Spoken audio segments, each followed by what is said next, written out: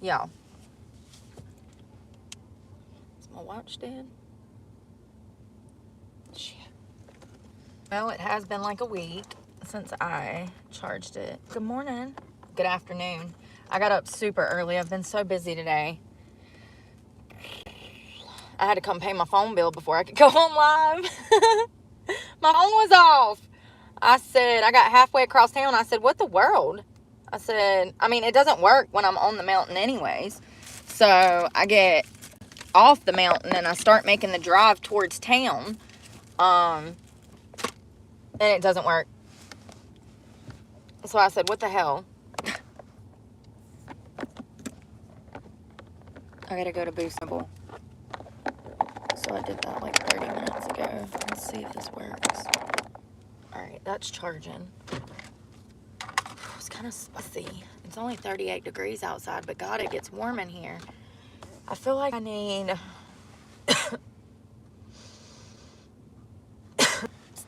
some kind of aminos.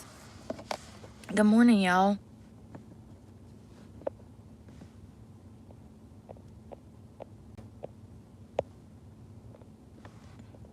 There we go. Trying to figure out if I want to go in this Goodwill to look for the, so my makeup bag ripped in half. All of my stuff fell out on the floor. I busted a bunch of shit open. So I have no bag. I literally have so many other problems, you know what I mean? But whatever. I can't do nothing about it.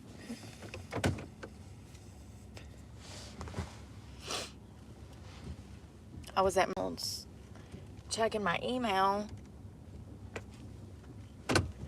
and because I haven't had internet access since I spoke to you yesterday. So I was trying to jump on their Wi-Fi. For some reason their Wi-Fi is not working. I don't know if it's because they're doing construction in the parking lot, or I don't know. But I had to jump on Taco Bell's, and it only half-ass works. It kicks you off every 10 minutes. So I'm like sitting there trying to write this lengthy email, and it keeps kicking me off, messing up the entire email. It got to the point that every time I would get through a paragraph, I would just copy it. I would like highlight the whole thing and then copy it, and then in case if it got deleted, if I got kicked off the Wi-Fi, at least I already had a copy and I could just hit paste on the new email. Ain't that crazy? Imagine spending 20 minutes to type out an email and then it just disappears. So frustrating. I don't know what I'm going to do about school when it comes to this internet process, but I guess I'll cross that bridge when I get there.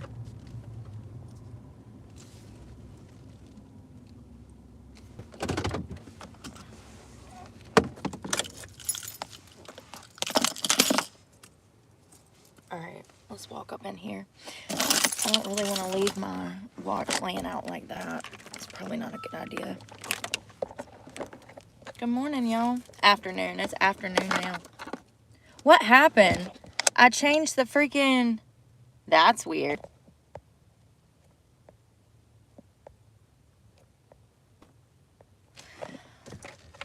YouTube.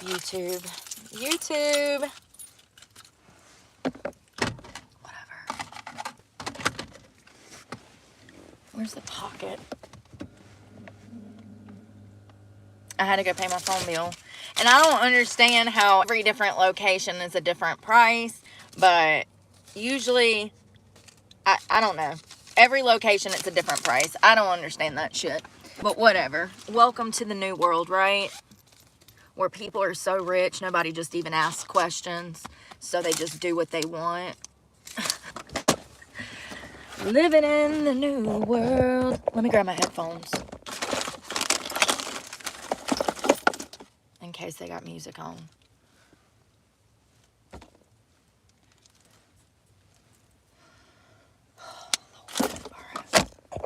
All right. Good morning. Good morning. We about up in here and see if we can't find some kind of like hefty defty makeup bag, because that makeup bag, I've had that thing for about 10 years. I think at least. It was that pink one that had the bow on the front, that had 2 pockets on the inside. It has split, and there's stuff everywhere. I just got a Walmart bag full of makeup, y'all. So we're gonna see if they got some kind of bag for cheap. If it ain't under $3, I ain't getting it. Point blank, period. You know what I mean?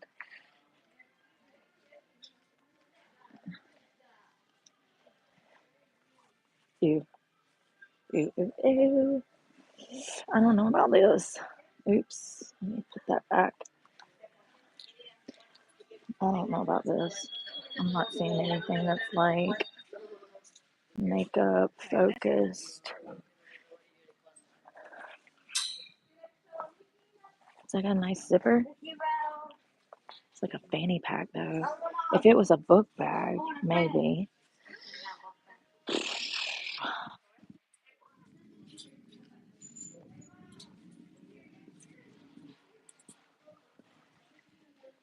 Oh, that coffee table's pretty neat. Is that wood? No, it's fake. Dang. Alrighty then. Let's check and see if they got makeup bag. The music is so damn loud in here. No. I don't really see anything that's worth a damn. This is what they all look like nowadays, y'all. They all look like crappy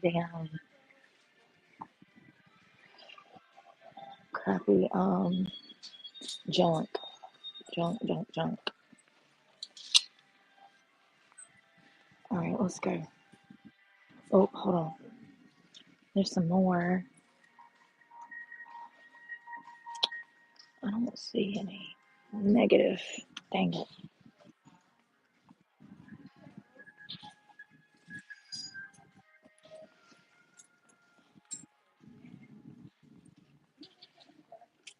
Well, those are actually super freaking cute. I don't need any shorts. Well, we didn't find it, but it's okay.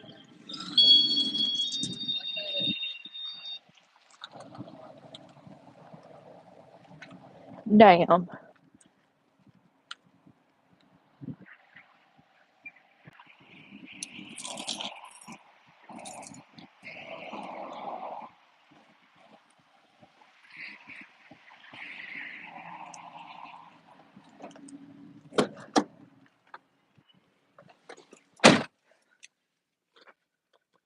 Hey, Lisa. Good morning. Good morning. You too, Allison. Hope you have a wonderful day. Happy Saturday. Oh, it's freezing out here. Well, that sucks. Oh, well.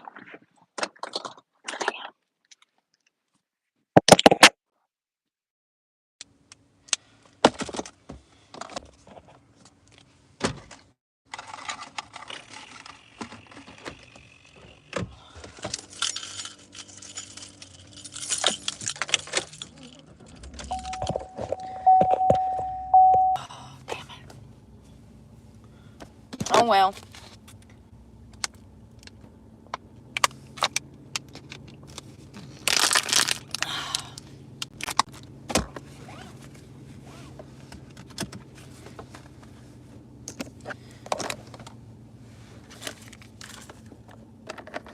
Making sure that watch is charging. So,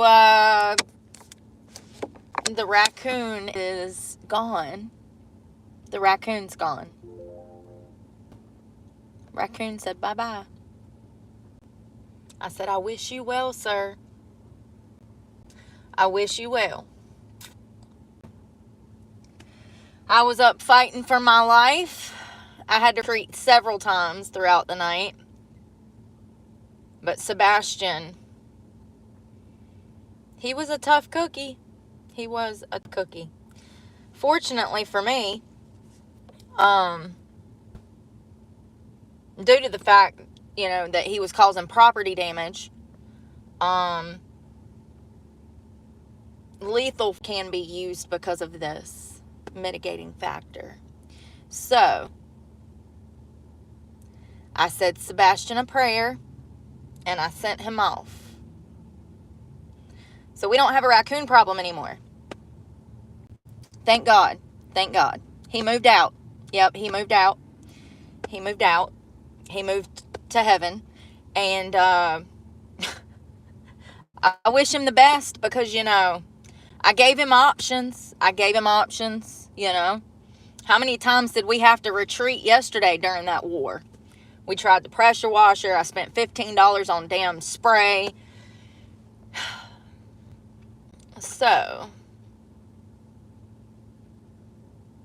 I'm glad to be, you know, I'm glad that I can fall asleep tonight and not have to worry about having to wake up mid-sleep and, like, fight this son of a bitch, you know? Like, because that was my biggest fear. I'm like, what's going to happen when he breaks in this front firewall here? He's just going to come through and, like, I don't know, man. I can't even, I can't even, like, imagine that. Can you? Can you imagine if you got woke up in the middle of the night in your bedroom with a damn raccoon standing on the foot of your bed? What would you do? What are we doing? What's the plan? Because that was the scenario that I was looking at. And it would have only been a matter of time. Because like I said, over here where the carpet meets the front wheel well, when I vacuum, I have to get down in there and the carpet kind of comes away from the wall and you can actually see the ground. So if I can see outside from inside, how long is it going to take him to realize that he can get from outside to the inside through that crack? And I'm actually surprised he didn't break in because of that. So, you know, he had to go. He had to go. So he is gone. He is happy. He is in Jesus' arms. He's seeing the gates of gold right now, okay? He's walking pavement gold. He is a happy camper. Well, he will never be hungry or cold again. Love you, Sebastian. R.I.P. Earlier in the week, I tried to be loud. I opened the hood for like 3 days. I would leave the hood open and honk the horn and freaking be loud. Y'all don't understand. There's a lot I haven't told y'all. He's been here for a week. I've known him. And I've gave him several options. I've tried to bait him out. I've tried to trap him out. Listen, he had to go. He had to go. So it's unfortunate. These things happen. This is life. And I don't have $200 to go pay for somebody to fight his ass up out of here and put him in a bag and take him somewhere. I ain't got it like that.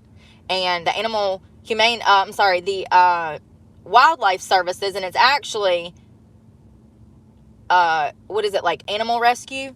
They're not open till Monday. So, you know, we had a good fight. Y'all should have seen me out there this morning at like damn 5 o'clock. It's freezing. I'm damn dumping cat food on the ground. Looking out the window like a crackhead, trying to see when he's going to eat it. I got to go on him. You know, it's just ridiculous. It's ridiculous. And he's a fat little fucker, by the way. He was a fat little fucker. I don't know what he's been eating this winter, but he's been living large because he was a hefty little thing. And I don't know if it was a man or a woman because I don't know how to read raccoon anatomy. I don't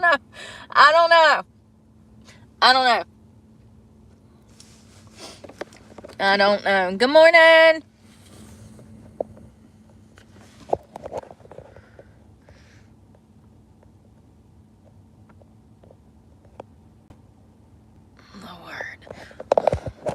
Sorry.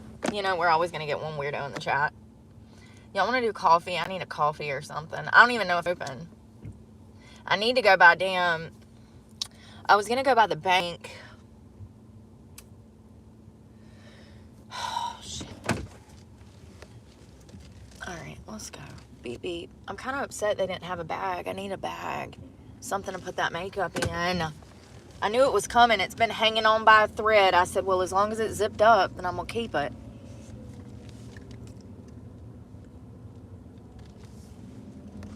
Y'all ever had a zipper that, like, works sometimes? Like, sometimes it zips up right, and then other times it doesn't. And then sometimes if it gets cross thread, you'll zip it and it's zipped up, but then it'll just come back apart. Do you know what I mean? Anyway, that's what that bag is doing.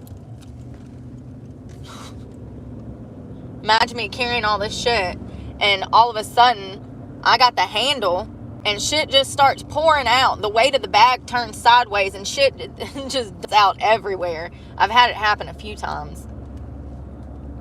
The last time was when the leaves started to fall, and I was like rummaging through leaves trying to find my makeup. I was like, are you for real right now? I'm like on my hands and knees in cold winter damn snow looking for my stuff in leaves.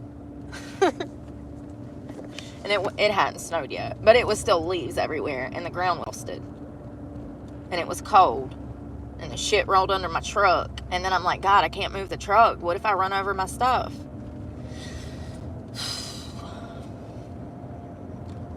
So right now, half of it's in a Walmart bag.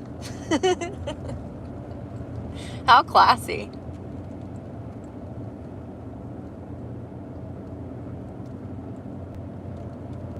It is 38 degrees.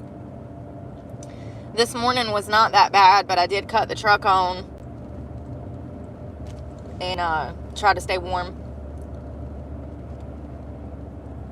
I need to clean this truck out. I'm thinking I'm going to wait till tomorrow and go over to the storage unit, because it's supposed to be like 50 degrees tomorrow, 46, which is warmer than today.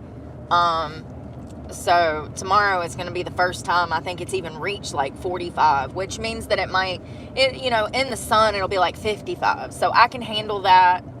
I can clean out the truck. What we can do is go ahead and vacuum and wipe everything down. I started getting more trash out this morning because it's never ending. The amount of trash that you just accumulate, I mean, it just comes from everything. Every time I turn around, I'm finding snack packages, pretzel packages,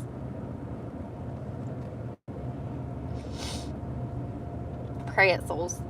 I guess there's a worse habit to have than pretzels. And portion control. I love those little bags. I love those little bags.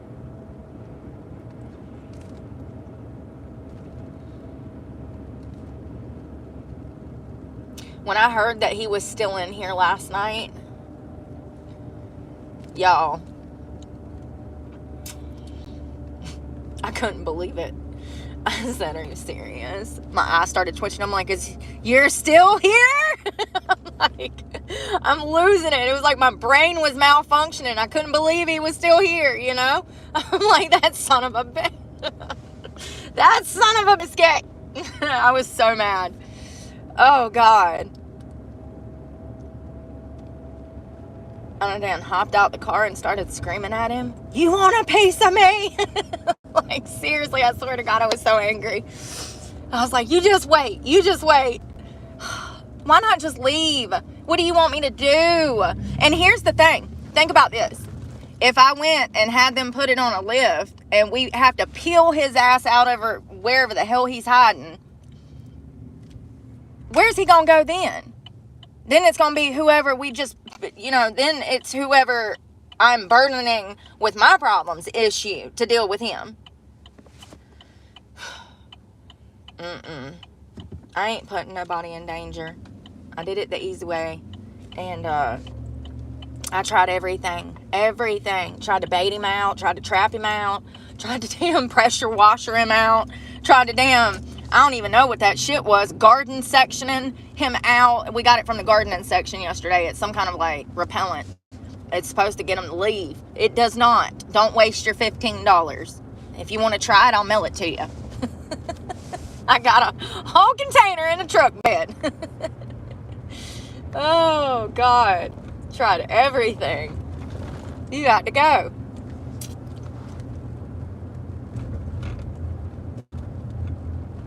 They smart. I'll tell you that much. They are smart. God, the car wash looks like damn Carowinds parking lot right now.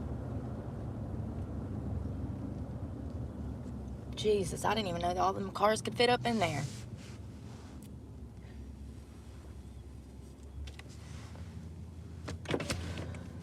Well, we had a good run. You know, he was a great boyfriend. He was. And then he wasn't. You know, it's living off of me that I can't stand. Interrupting my sleep? Absolutely not. You got to go. I can't cohabitate with you. You know, maybe if you was on my schedule and you was up during the day kicking ass and taking names, then we could talk about it. But you don't sleep, so you got to go. This is not a stable relationship. This is not working out for me, Sebastian. I can't take it.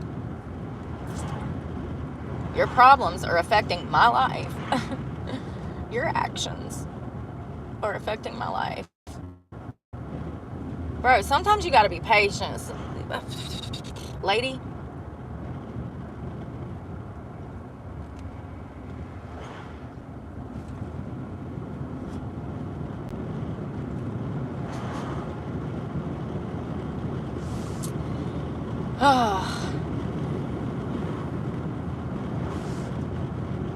I'm just hoping there's nothing he's done messed up, chewed up. None of my insulation he's done ripped out. I don't know. Probably be a good idea to get down in there and look around just in case, especially underneath it too, because I just noticed yesterday there's some kind of damn, I don't know what the hell that is. I didn't even know that was under there. It looks important, and I was just like, damn, I need to be careful.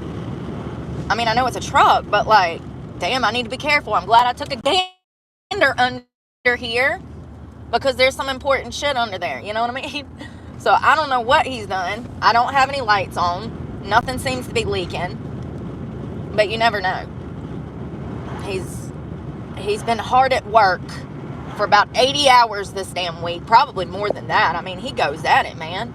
Sometimes I'd come back to the truck from like going to the bathroom, come back and I could hear him moving before I got in the drive. Like I'd unlock the car and I could hear him moving.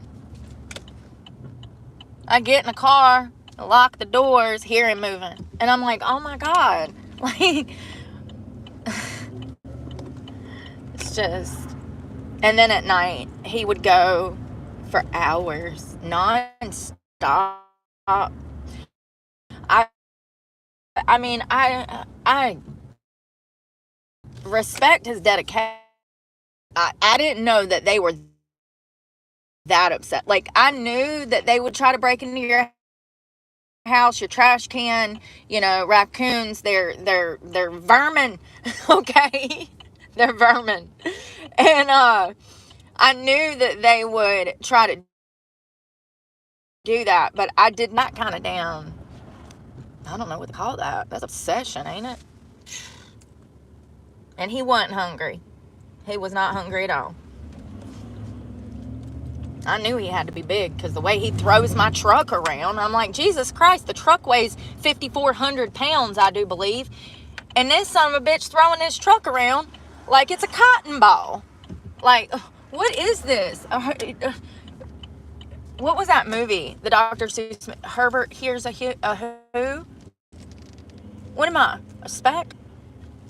Oh my God, y'all, this was a bad idea. Y'all, there is no parking.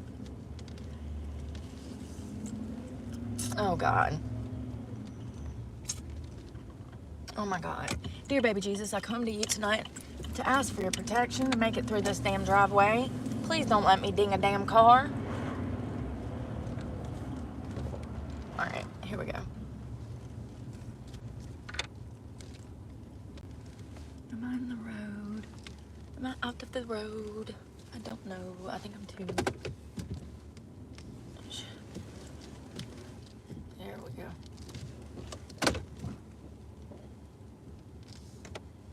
Alright.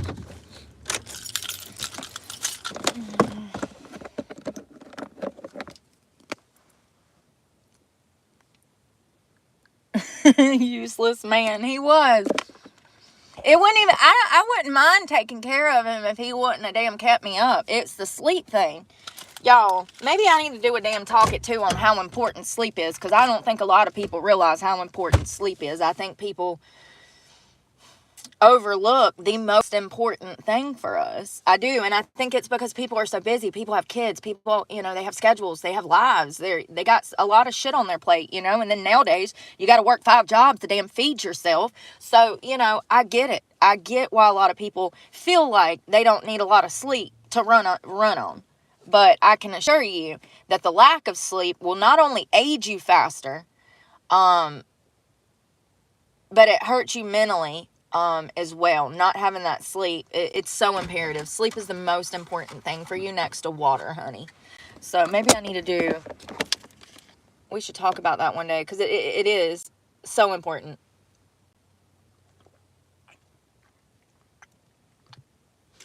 I've been trying to drink more water because I've fallen off of my water habits. Where is... Yo, are we for real right now?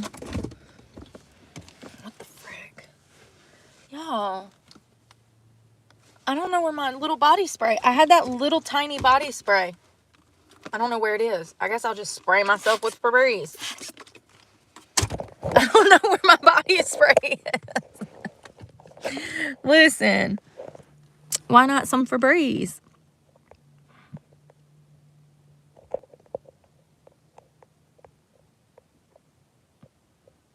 I hate neighbors who don't sleep and stomp on the floor all night long.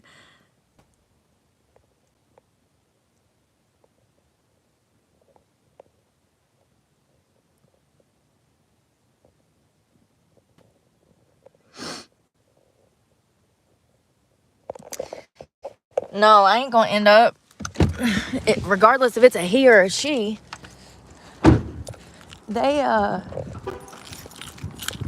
can't be having no babies now. Oh, and it wasn't pregnant or nothing. Not the way that damn thing was hopping around.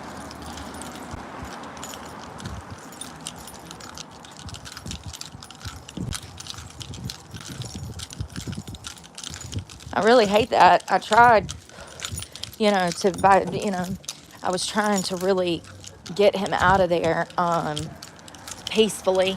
But last night was the turning point, you know. It literally was one of those things where it's I can't take it anymore after, like, you know, 8-9 days. I don't even know how long it's been. It's been since I got back, and I do believe I got back 2 or 3 weeks ago. So I say a week, but he's really been bothering me since I got back and I started sleeping in, you know, in that area of the park. It's the woods, so you're going to see wildlife. They're going to be pestering you and stuff.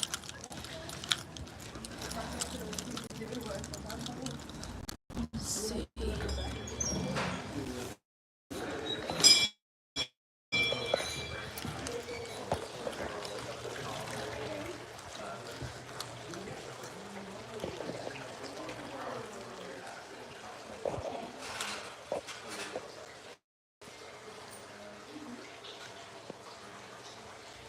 It's pretty.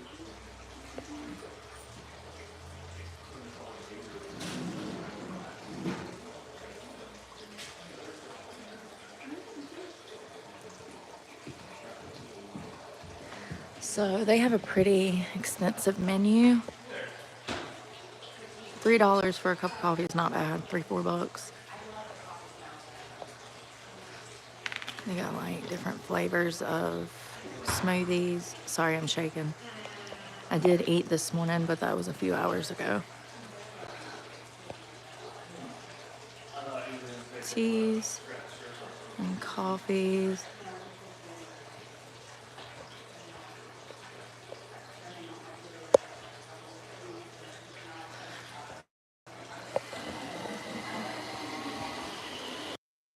I'm gonna use the bathroom while I wait. She's got an order.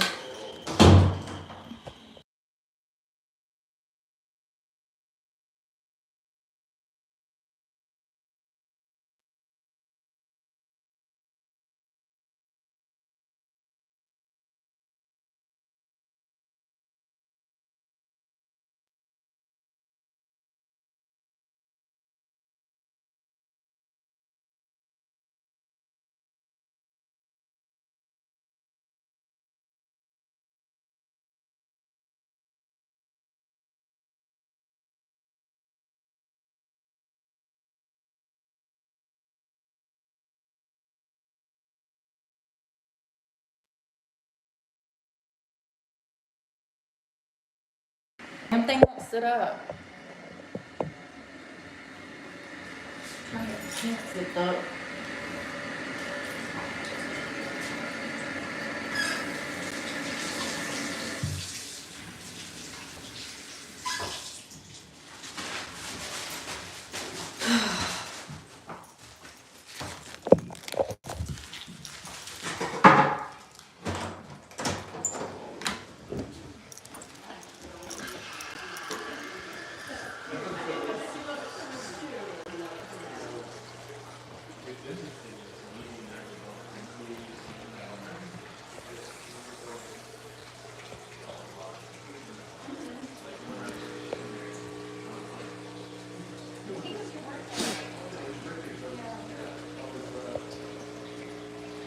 And I got matcha chai.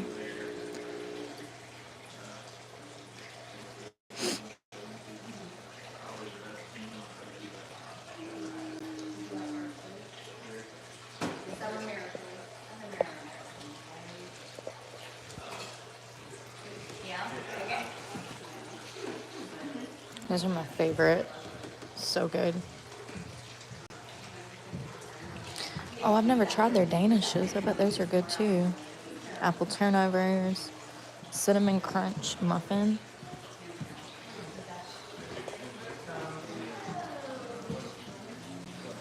Thank you, Kat. I've had this for about 10 years. Hey. Can I just do the cafe latte with no flavor, please? What size? The 12 ounce is fine.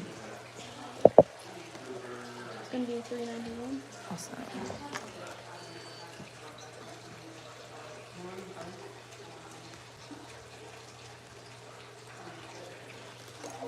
I don't need that. Thank you.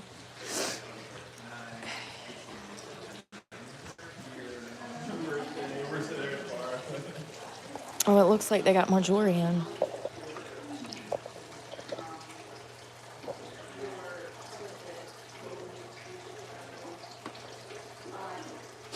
Ain't that the truth?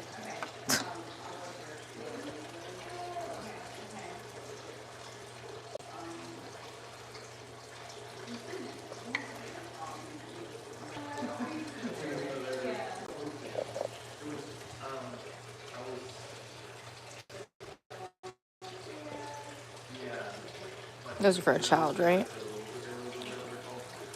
Is that a gun show? Oh, it is. It's like a Remington. I don't know what it is. It's cool. It's actually really neat. I guess it just stays around your neck. You don't really have to like... I know I would lose that dancing somewhere. But it is cool. It's like a choker for your neck.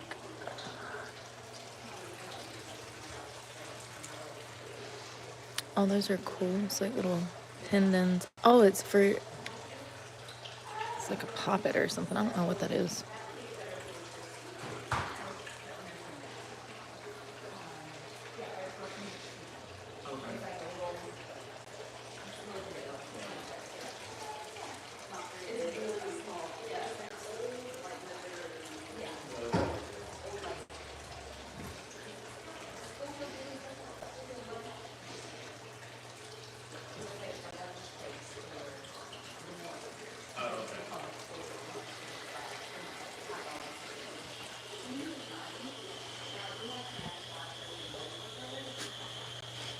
What in the world?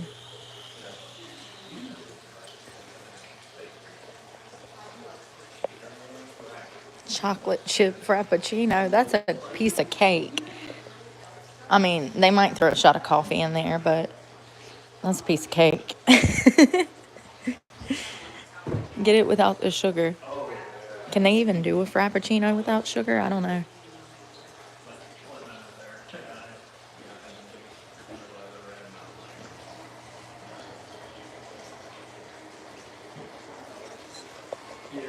It's part of the reason I don't drink Starbucks, because that stuff is so bad. It's not even coffee. It's like all them additives and stuff they throw in there. You don't even know what you're drinking. I can promise you it's not just espresso and milk. That's all I want. Espresso and milk. That's cool. What is that? Oh, I thought maybe something is used for something. I like that cup too. $30? Girl, what you think you got?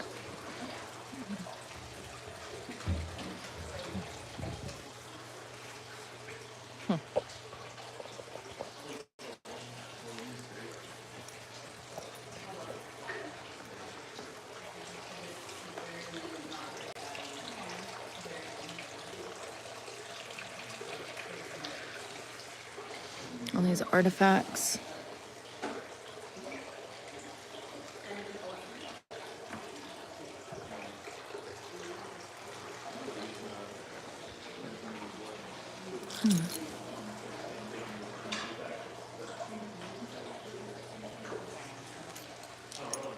Oh, those are like serrated around them. That's crazy. I didn't even know I could do that. Makes sense though. See how they're like serrated? That's crazy. I bet that would hurt. Definitely wouldn't feel good.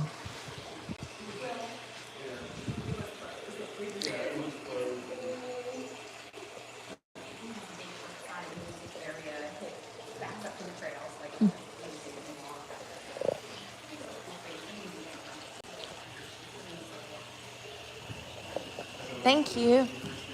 Have a great day. You too. Poor girl. She don't look like she's had a break all morning. I wish I could get that telescope. Look at that nice thing. It's huge. I don't even know if it's for sale. I'm assuming it's for sale. Yes. $300. So cool. The platform rotates. It's nice. Surely it's not weatherproof. Otherwise, we could just damn strap that son of a bitch to the tailgate and go anywhere and look at everything. I saw a guy the other day on YouTube. He had one. Sorry, something's stuck on the bottom of my shoe. Sorry. He looked at Mars. Remember, you could see Mars like 2-3 weeks ago. You could see Mars from Earth.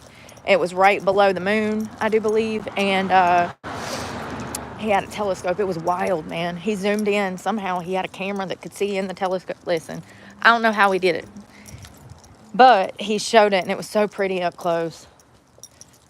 I want a sip of this. We're going to go vacuum and clean out the car because I've been needing to do that for like 3 weeks. And I've been dragging my feet because of school.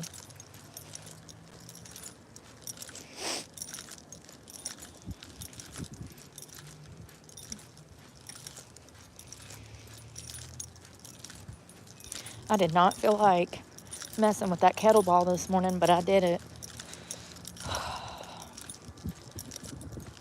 I'm ready for warmer weather so I can get into my full workout routine. I've stuck with my regimen though. I've done my glutes 3 days a week for the past 12, 16 weeks now. So I've done that consistently every week.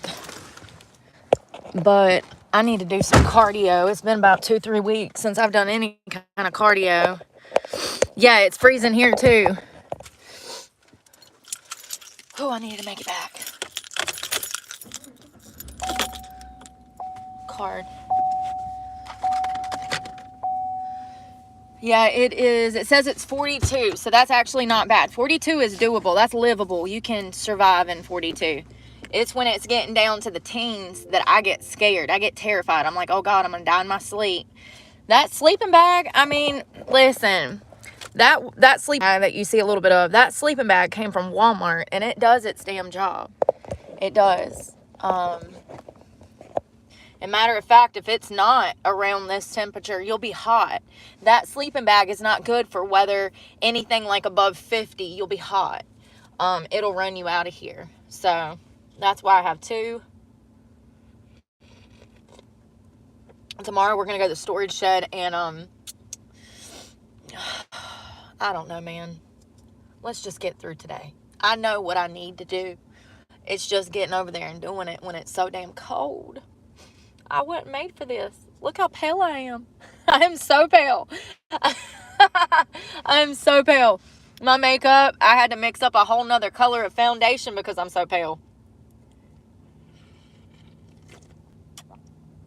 But you're supposed to be. So, you know, this time of year, I try to enjoy my little ivory porcelain skin. I embrace it. Oh, God, that's so good. Let's get over there. Oh.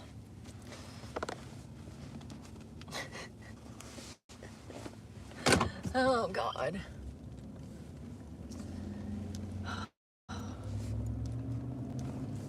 I need to do my damn nails. I'm kind of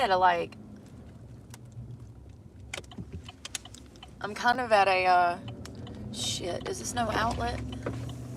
I don't know where I am, I'm sorry. I got long, beautiful nails. I got something to work with. You know what I mean? I need to figure out a nail regimen.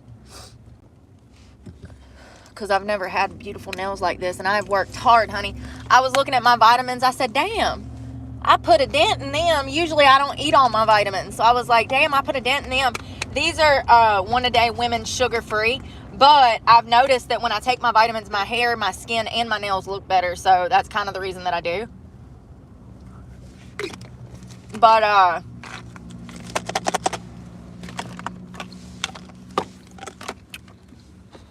my nails look good. I need to figure out a nail regimen. I broke my thumb yesterday. Damn it. There's always one, ain't it? I ain't never had nails like that.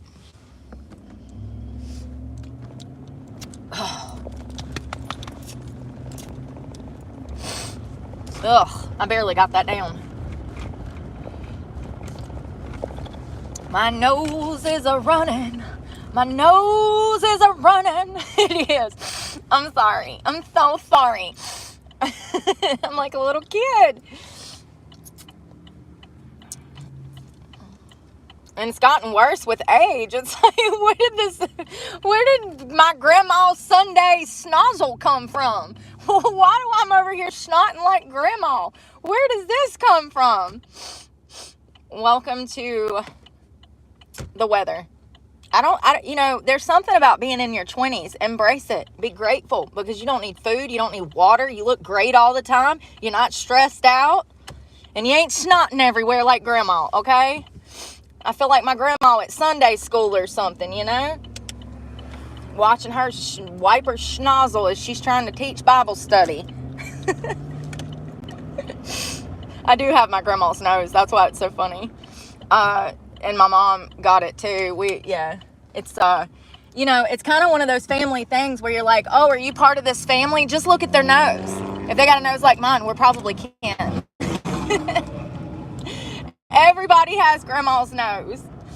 So anyways, embrace your 20s. Because when you make it to your 30s, that's when it starts to go south. No, that's really like the best time. They say you don't even start living until 40. And now I'm like, maybe.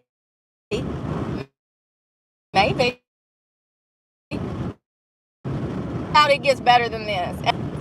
I'm just talking about intrinsically. Let me find out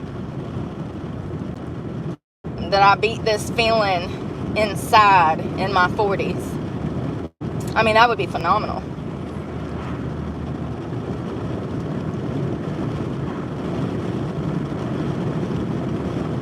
I was speeding, the caffeine got me fleeting, and I was speeding down the road, doing 45 and a 35. I was. Damn, caffeine is good. Caffeine.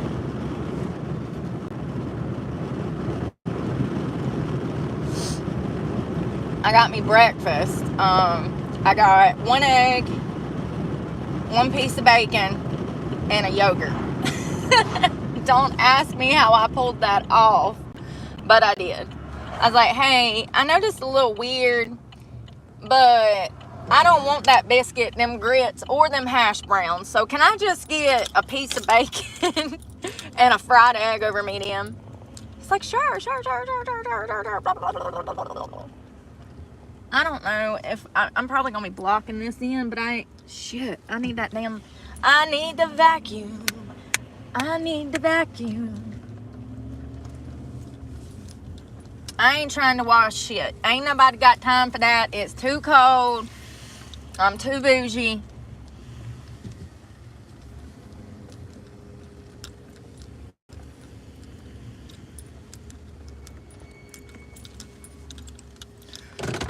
All right, y'all.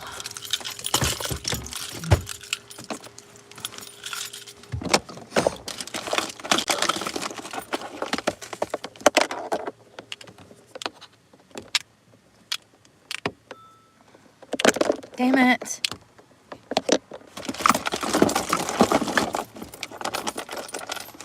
I'm going to show y'all what I'm talking about when I talk about that carpet over here while I'm vacuuming. I'm going to show you where I was scared he was going to break in at. Oh.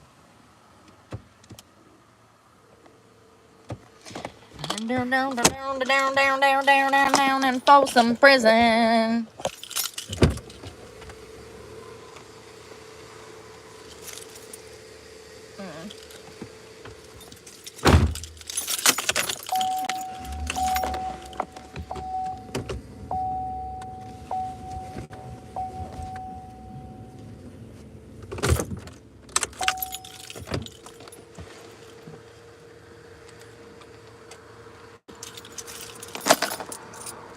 I gotta think. Give me a minute. And I got you. I got you, babe. I got you, babe.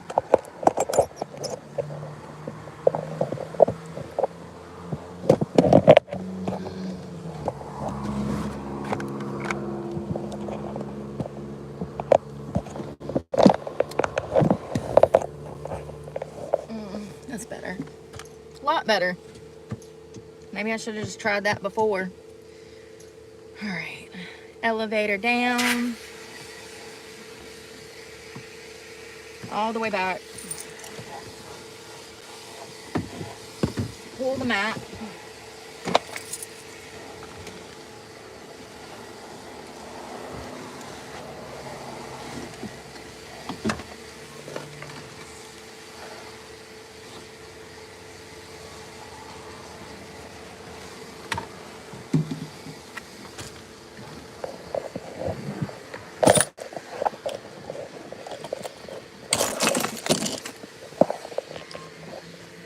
I can't see what y'all can see.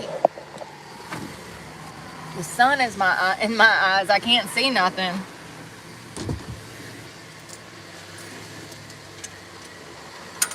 Damn it.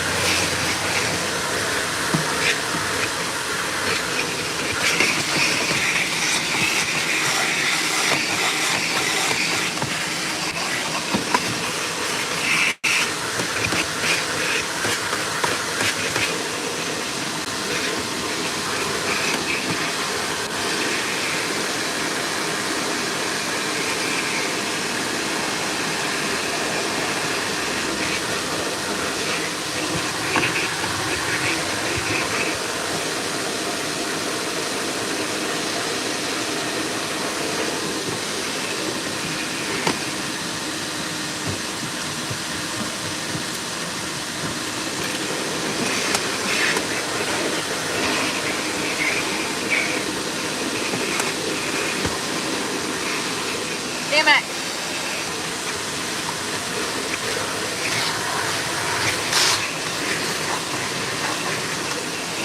Right here.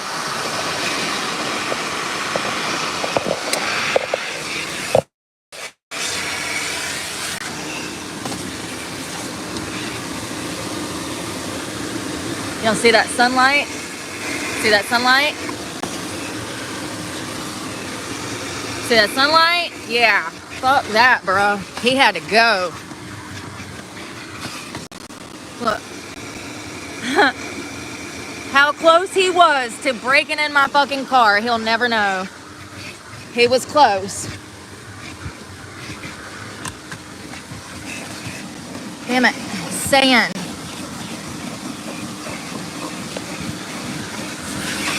I gotta put you down because I can't work without my hands.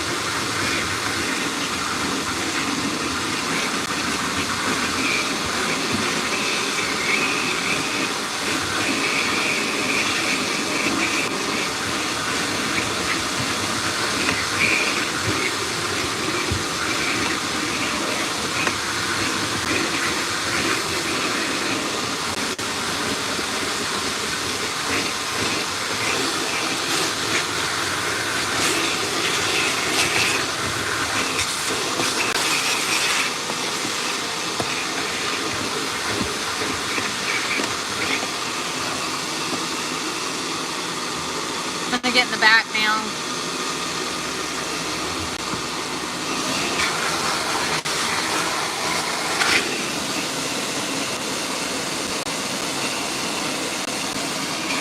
Trash.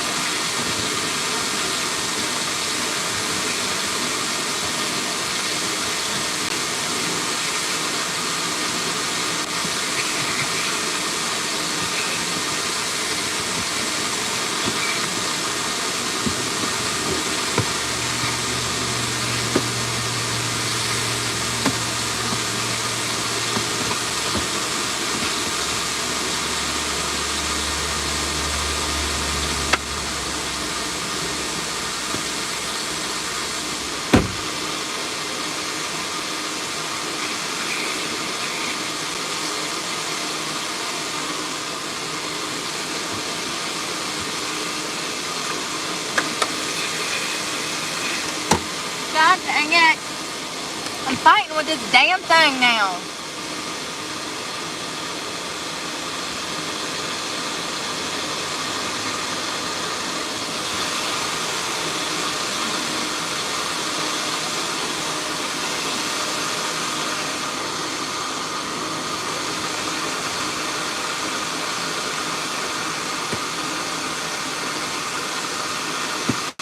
Oh, God.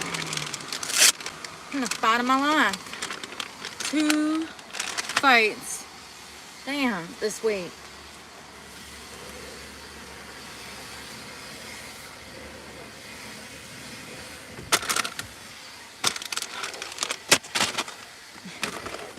Oh, God. The dust. Oh. Hey, Manuel. How are you doing? How are you doing?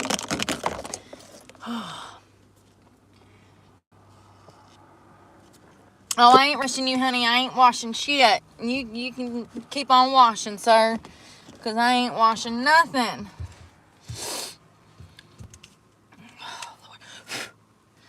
Alright, you know what? Since I'm in the mood for an adventure today...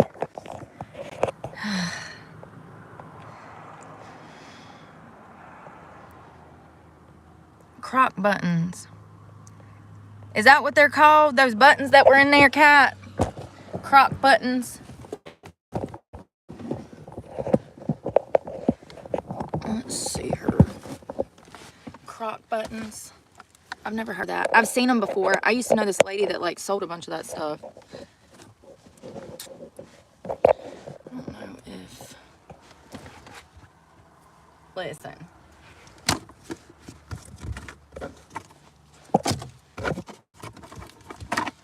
What in the hell? Trash. I got trash I need to throw away before we do anything. Oh, God.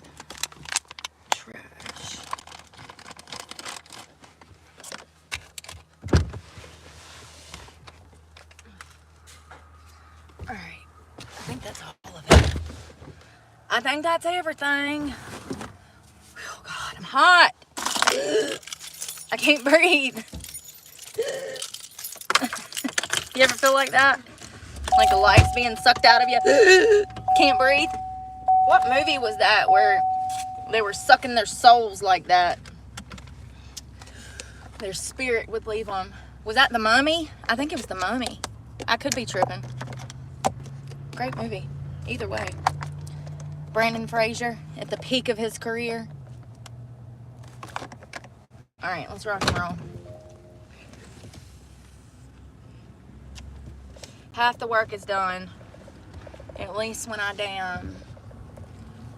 don't know. I might pull everything out and come back and vacuum, but if I do, that's going to be in a few weeks. So that's why I wanted to vacuum now, because I have no idea what I'm doing, because I'm waiting on the school, and I'm not waiting on the school.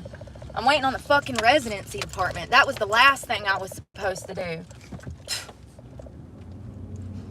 It should have been the first, because they don't have no clue what the frick is going on in this world anymore. The dust, man. We just wiped this down yesterday. Everything else is set up. Financial aid, school, classes, everything's fine. It's going to be fine.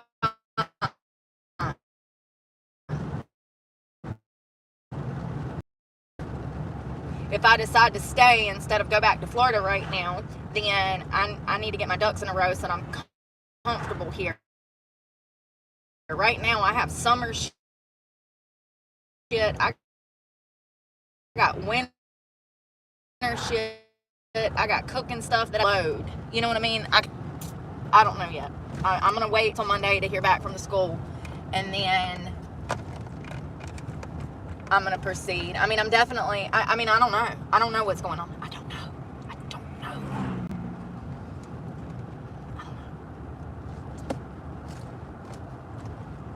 Your guess is as good as mine. Do I have to wait till May? Can I start next week? So exciting.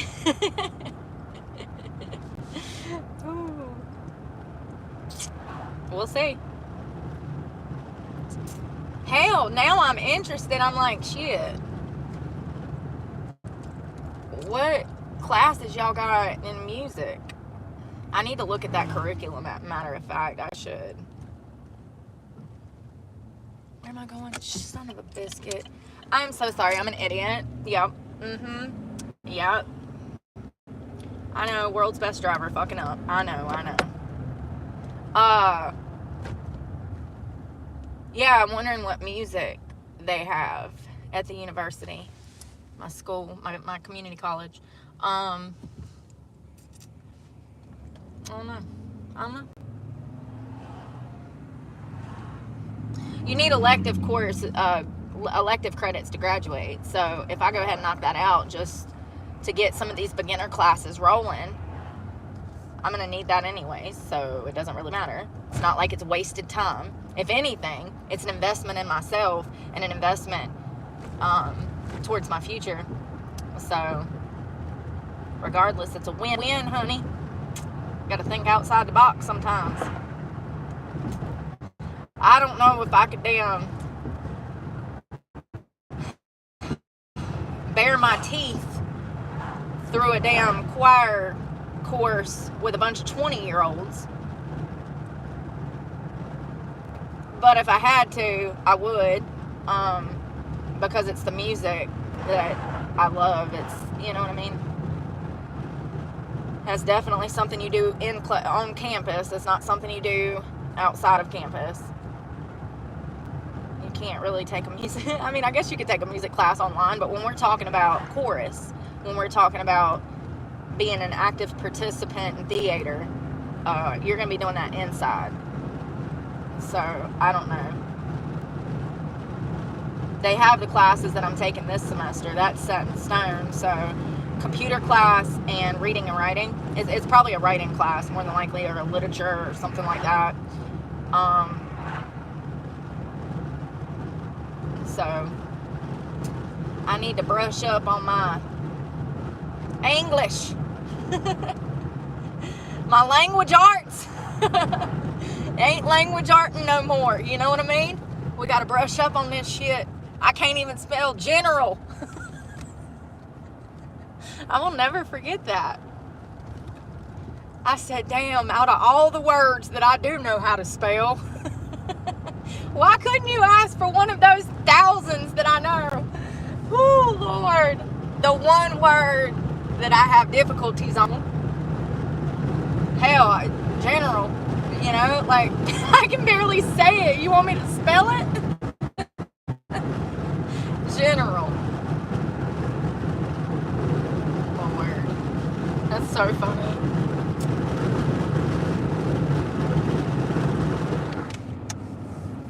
Oh, Lord.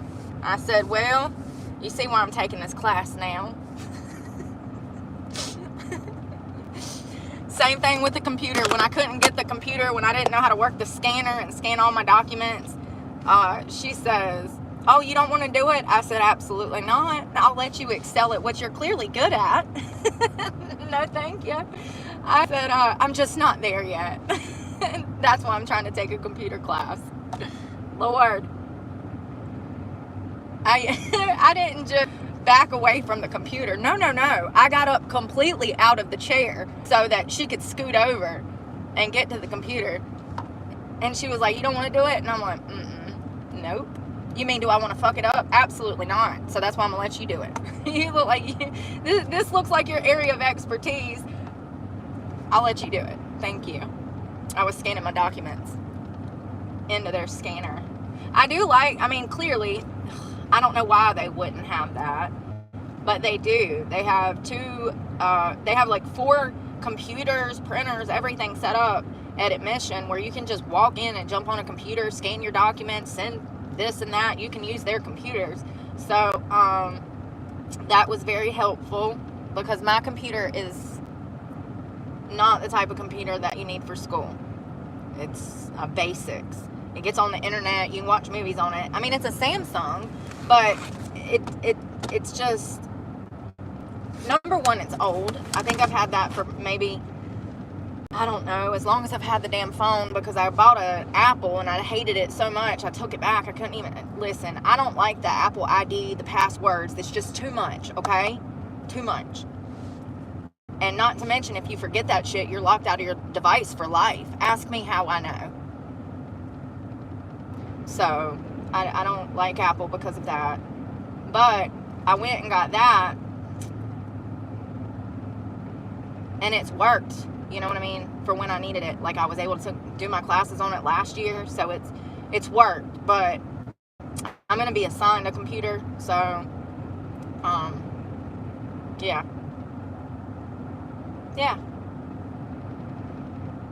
Now my biggest struggle is gonna be Wi-Fi.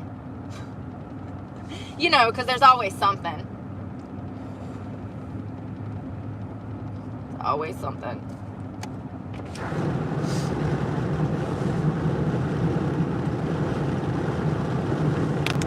Well, got me a cup of coffee.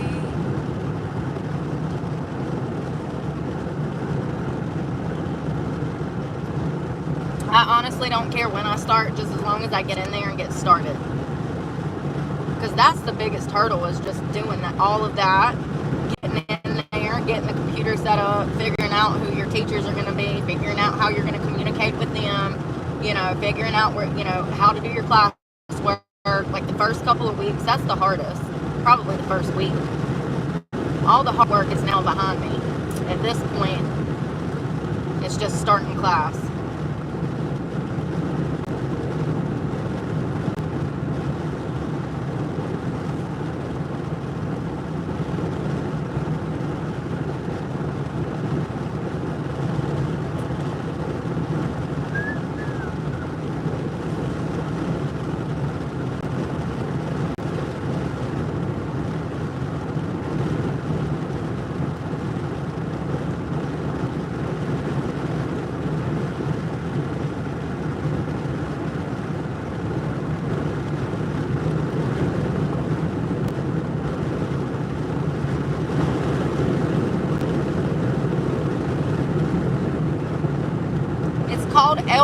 That's the name of that taco spot that's on 220. That place is bomb.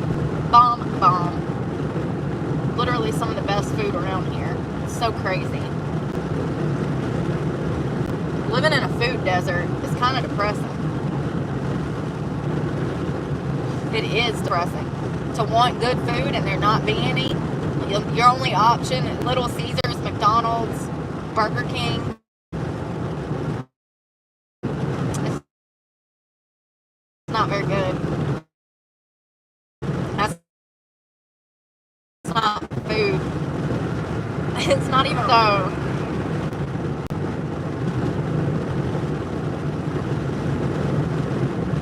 Bro, I'm going. She's going. She's going. Ooh, the market's open.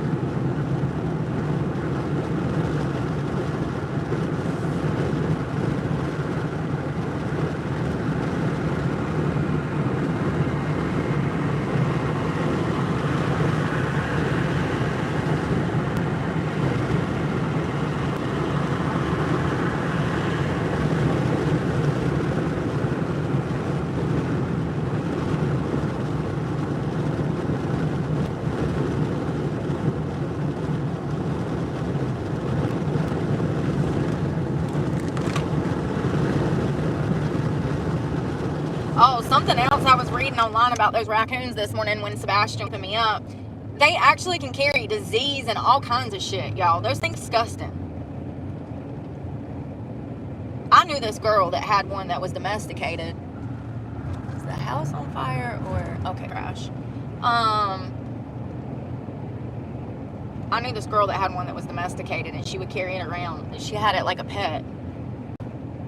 I look back on that now, knowing what I know about them nasty damn vermins, and maybe it wasn't the best idea that guy in New York, I'm joking. Listen, he had his for almost 10 years, 7 years, and they were both rescue animals that he had rescued, and so that's a little different. But when you're talking about something that's wildlife, that's out in the wilderness, they carry disease, they're nasty, they can have rabies. And if you're living out of a car, you need to take care of that problem quicker than I did. Much quicker than I did. Don't be kind. There's no negotiating. You don't negotiate with vermin, okay? This is your livelihood we're talking about. If something was to happen to your car, you would have nowhere to go and you would be sleeping on the streets. So, when we're talking about your property being damaged, whether it's your home, your car, any kind of property, if it's yours and you paying for it and that animal is destroying that property, you have legal rights to use lethal force to prevent that animal from destroying your property. So and I did check with the wildlife fishing team on this, so he had to go, and it's unfortunate, but I would advise anyone that's thinking about living out of their car or is living, if you have this kind of pest problem, you need to take care of it immediately. Do not wait 7, 8, 9, 2 weeks like I did, okay? I've lost count at how long I've been here because I haven't been getting good sleep. This has been an issue since I got back, and really it become a huge issue, I would say about 7, 8 days ago. That's when I really started to notice that he had kind of holed up in my car. Like, I heard him coming and over this time, these 2 weeks period of time, but it's only been in like the last maybe week that he was like actually physically living in my car. Everywhere I went, he was with me, and I could hear him coming out of his hiding spot and then sneaking back into his hiding spot. And I just, yeah, don't wait as long as I did to take care of the issue, because if you're anything like me and you're having to resort to living out of your car, then that's your livelihood. And a vehicle can absolutely be total lost by a vermin like that, by, you know, a piece of, a POS that can't take a hint and keep it moving. They can absolutely do enough damage to total loss your vehicle when you're talking about electrical units and stuff like that. That one girl that posted a video, it was thousands of dollars worth of damage. He tore her seats up. He shit everywhere. The whole car, front and back, was destroyed. And I think in the post it actually said how much money she had to spend to get all of that fixed. I think she came back and kept updating it. Crazy. I'm actually surprised he did not get through the floor over here because of that. So then there's that.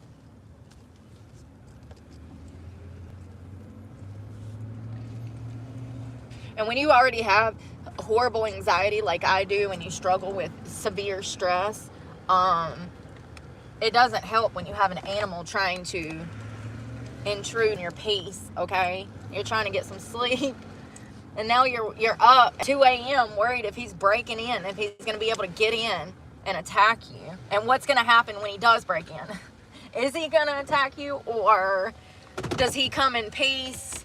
Is he a damn Avenger? You know, I don't know. I have no idea. Oh, let's see here.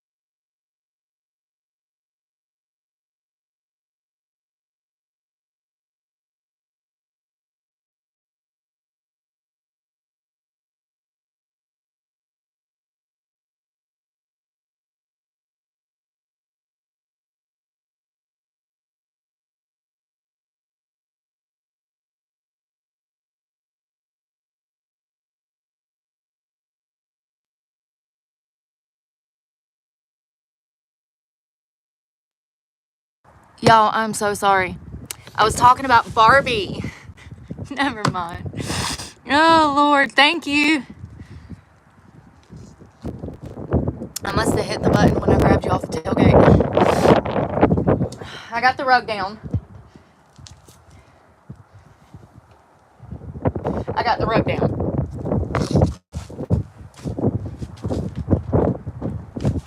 Shit. I ain't got no grip with this. I need you. Can I have you? Thank you. Oh, I gotta get this container. I'm gonna put you down there. Whew, I need this. What's in here? No, I'm nosy. Oh, that's kitchen supplies. Kitchen supplies. There's a fairy tale book too. Oh, ouch. Oops, I hit my tushy. I'm glad I did because I forgot about these. They need to go over here. If I could sell this black frame, we could build that white shelf up the side. If I can sell this and get it out of the way, we can build this shelf up this wall right there, right there. Well, then my dressers might not come out. We'll probably have to build it right here. God, my nose is running. Oh, Lord. It's a mess.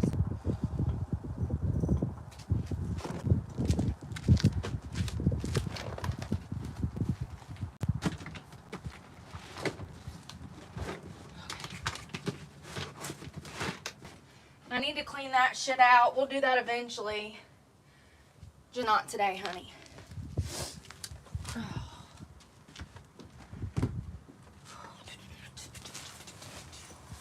Oh, I feel something. Meemaw's Bible.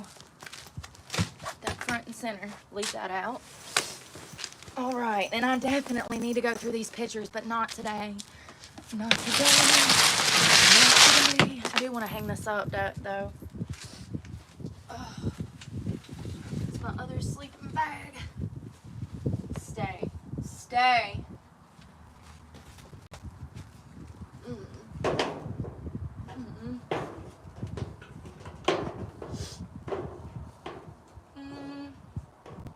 It might stay.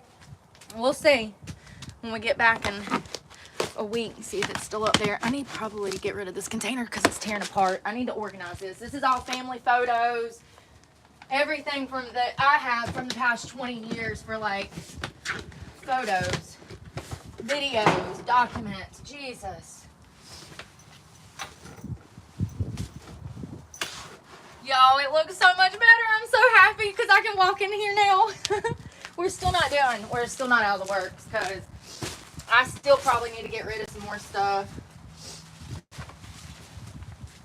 Oh shit.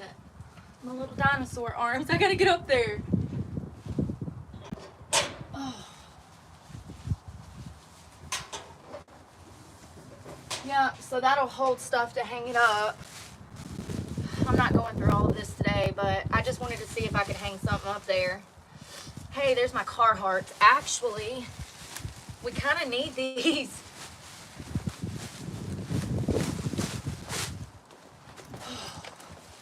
Carhartts.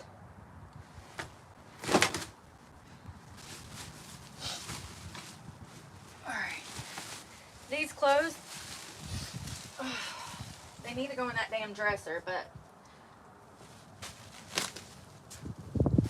I'm going to keep these out in case if it gets back down into the 20s again. I know where they're at. I've been looking for them. I couldn't find them. I thought they were under the back truck bed. Under the bed. They weren't. So, definitely going to leave these out so I can find them. And I can just ride over here and get them if I need them. I ain't got no room for them right now. Oh. What was that? I'm like on my tippy tip. On my tippy toes. I feel like that damn... what did I drop? Oh.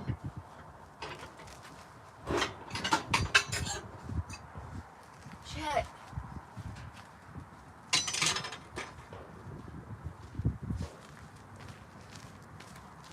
What was that thing? On my tippy toes. What movie is that? Damn, this box is falling apart. Oh.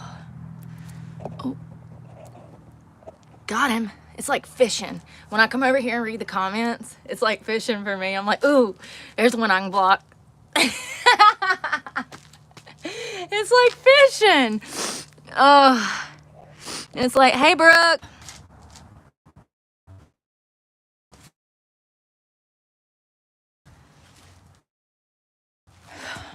Got it all organized. All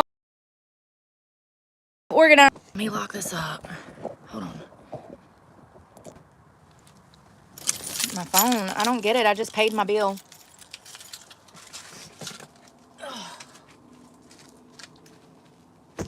And a place for me to sit down and change my shoes. This white shelf, I'm going to change it. Like, it's going to be a bookshelf. I'm going to have my shoes on it. I need to sell that. It's in me. I'd have so much more room. Oh, shit.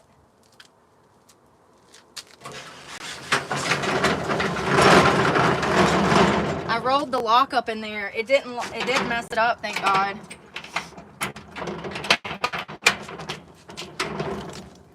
All right, let's go. Lord, have mercy. I just paid my phone bill. Why is it messing up? I really need to switch. Here. Let me put you. There we go. My nose is running, y'all. I'm gonna have to in a minute. Sorry. I'm so sorry. It's not even Sunday, but whew, shit. Alright.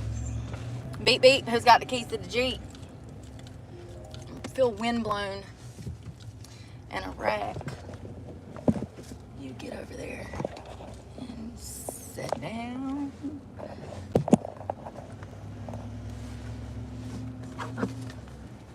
You might flip over on the ride. Sorry if you do, it ain't my fault. Okay, so we got the rug down. Got that straightened up, so when I do decide what I'm doing, I don't know what I'm doing. Great question. I have no idea. Shit.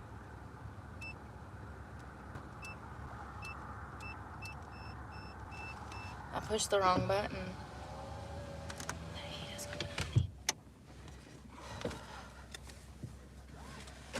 Oh, God.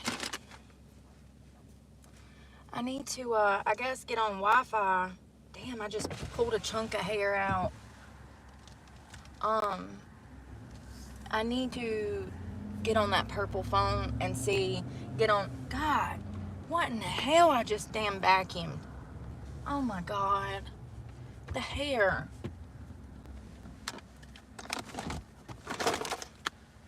Give me this.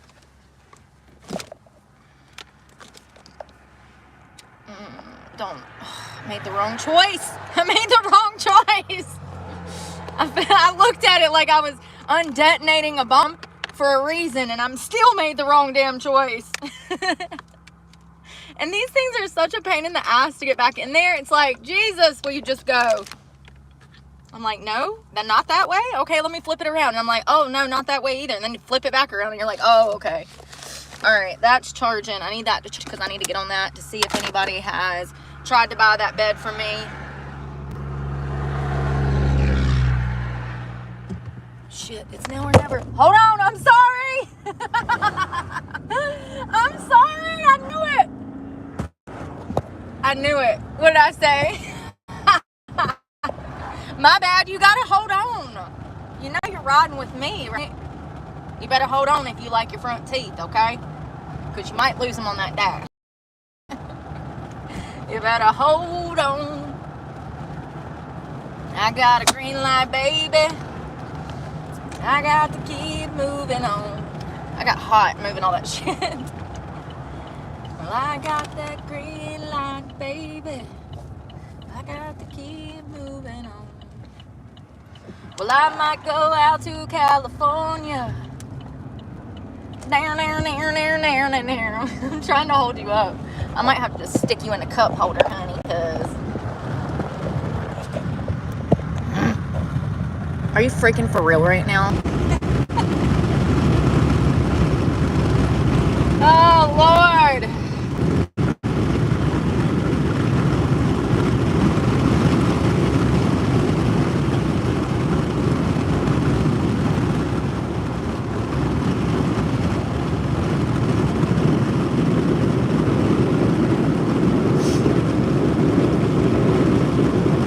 Damn, I'm upset about that makeup bag.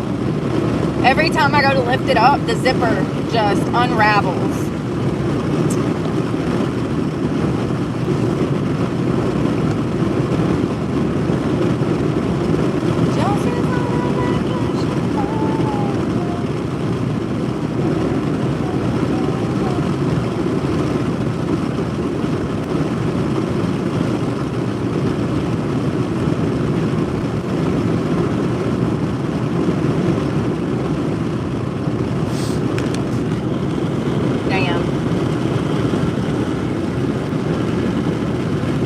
She's empty.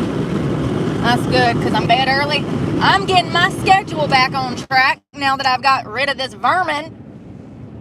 I ain't had no good sleep. Tonight's going to be my first night in a while that I've had a full night's rest without any interruptions, without an animal doing damn catapults off the top of my damn window covers. These little things, what are these called? Window guards? He done damn half broke the one back there. It's dangling off because I guess he uses them to catapult himself over the top of my vehicle. I don't know. I just know that it was not broken where Sebastian showed up.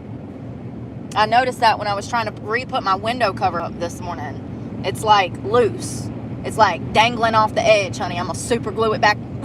I am. Sure am. As a matter of fact, I ain't going to use super glue. I might use some caulking or something. I don't know. Something that's more weatherproof, durable. Something. Damn you, Sebastian. So anyways, I'm going to get some good rest tonight. And Sebastian's been resting since about 5 o'clock this morning. Good for him. We fought 2 or 3 times this morning, I forget. I sat there at one point with the window open, freezing my ass off, waiting to see if he popped his head out from underneath my car to go get the damn cat food.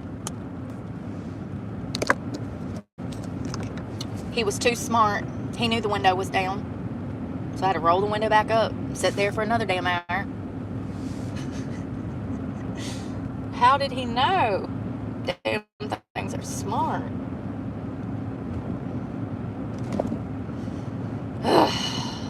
Damn vultures. That's what they are. Damn vultures. Damn endless. He's a endless garbage disposal. There you go.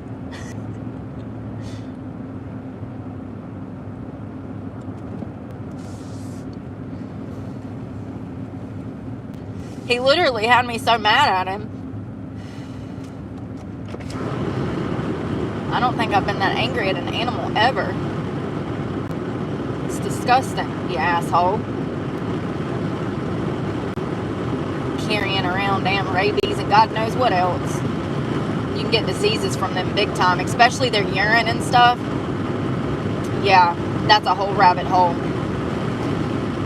Mice and stuff too, like them people that are like hoarders and stuff, that is so dangerous. Apparently rodents and, possums, those animals, they carry bacteria and diseases, and it can be very dangerous.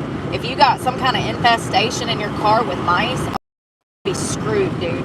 You'd have to total loss the vehicle. I mean, you can get sick from their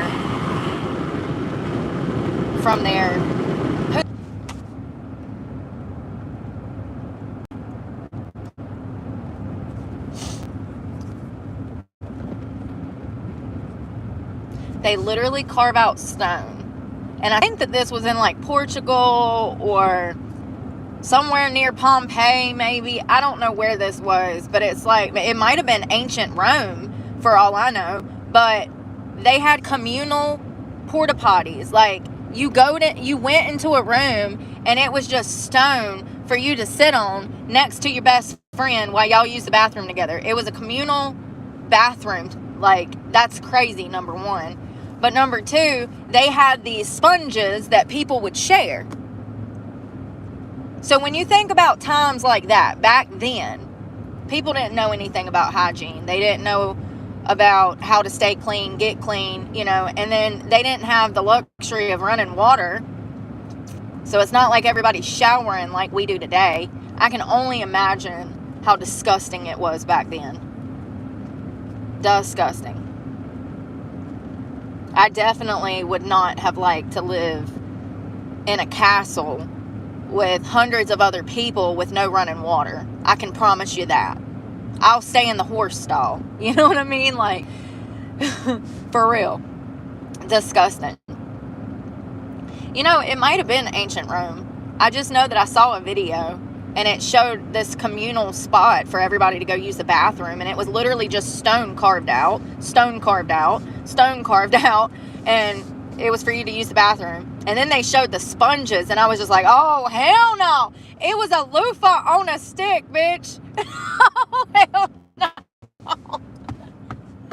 If you don't go out to them woods and get me some leaves, it was a sponge on the end of a stick. Cannot make this shit up. And then everybody was like, why are we all dying from the Black Plague? You know? Oh, God. I would not have liked to live before antibiotics or penicillin. You know? Like, I'm kind of grateful that we have certain things. Toilets. Lord. Yeah, it looks disgusting.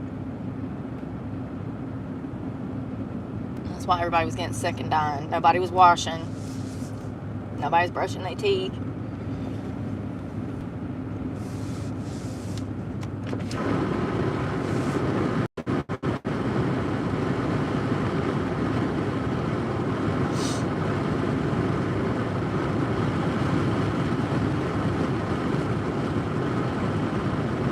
I don't know why my phone is acting up. I literally just paid my bill this morning.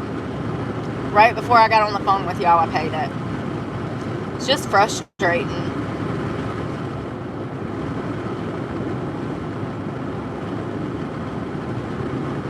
It's because of the area, because I don't have that problem in Jacksonville like that. Not when I just paid my phone. It's because I'm in the mountains.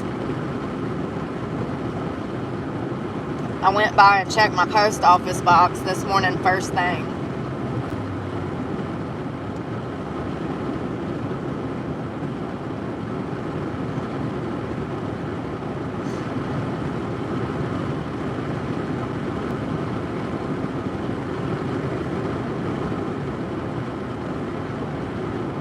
I ate the rest of that Chinese food and went to bed. I was up this morning at 2.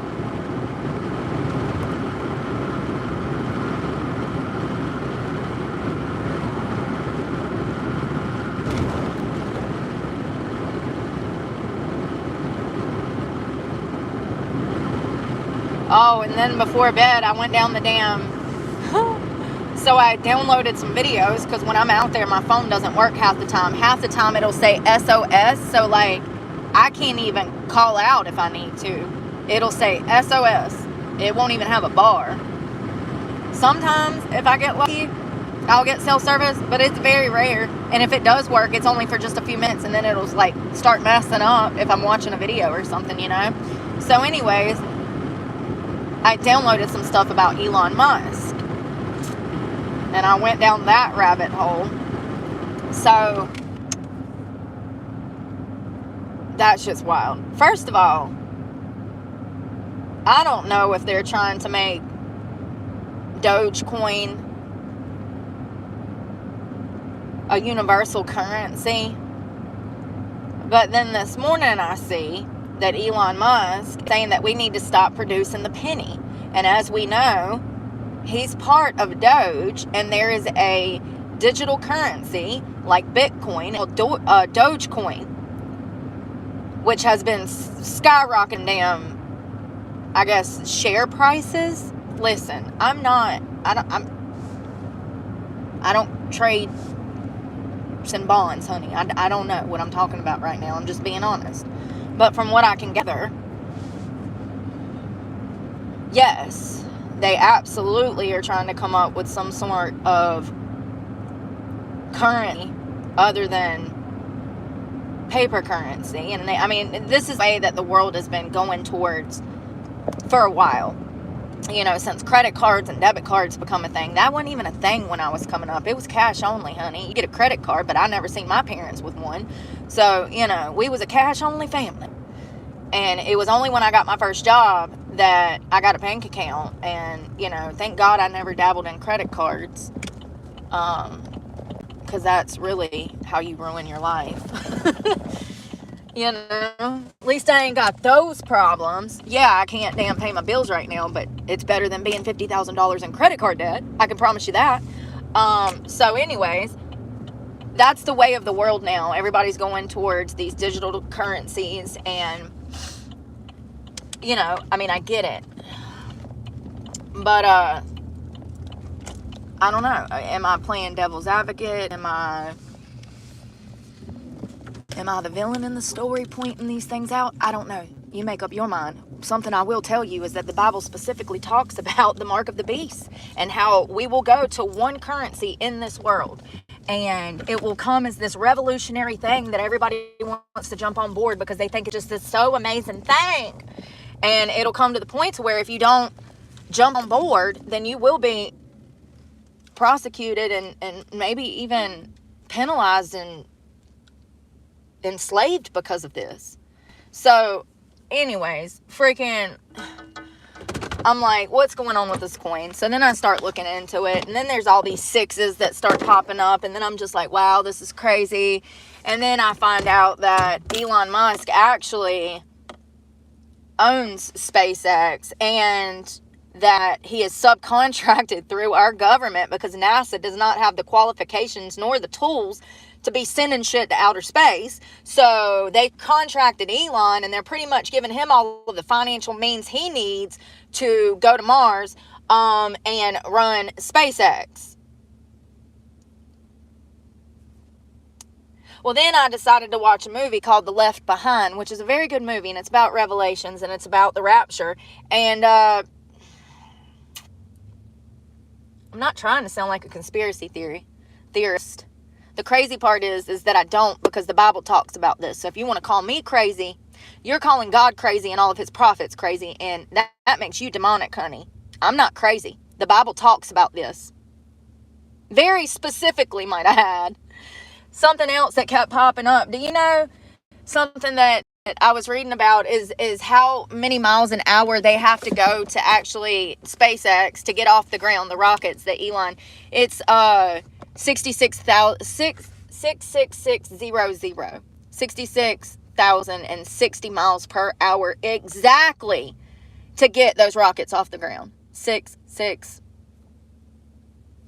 But not only that, the X, and I'm talking all of his kids' names link back to 6. Everything. X. Y'all, the rabbit hole is so fucking deep, I can't even put it into words because it's so confusing for me. I just want to be clear that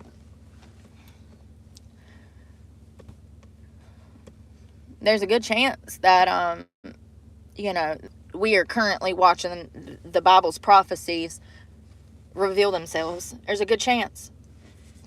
Great chance. Great chance. More probable than not chance. You know what I mean? It's just crazy. It's crazy. I don't know. Okay, yay. Oh my God, y'all. Fuck my life. Yes. Yes.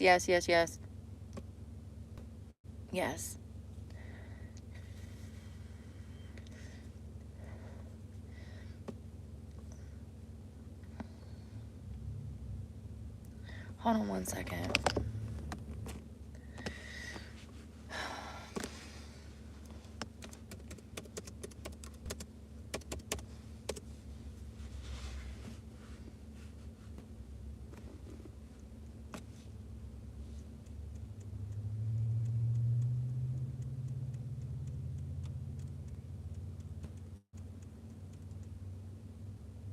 You know, something else that's very concerning for me is prior to Donald Trump running for election, Elon Musk is time and time again that he was atheist, right? all of a sudden Donald Trump wins this election, and he posted on X that he's a firm believer in Christian tradition. Why the switch? I can tell you why the switch if he is in fact the Antichrist. Listen, I know I sound crazy. Listen, but this ain't coming from me. This is coming from God. He's very specific in his word. In Revelation, this currency, this Dogecoin, we just need to keep an eye on it. That's all I'm saying. And then the numerology that comes with this, like the numbers that come into play with Elon's kids, Elon's work history. There's so many 666s. It's unbelievable. Go down the rabbit hole if you don't believe me. It's crazy. Everything from his names to his past jobs to the companies he's opened up to Tesla to Twitter, everything ties back to 666s. So we'll see what happens one day. But I'm here to tell you that he's trying to eliminate coin from currency. And then they're over here creating digital currency that they want to spread around the world. How much more evidence do you fucking need? And then the Hitler salute, the Roman salute at the freaking inauguration last week. Call it what you want. I don't care what you call it. I saw what I saw. My eyes don't fool me, honey. My eyes don't fool me. I got too much common sense for that. It's so creepy.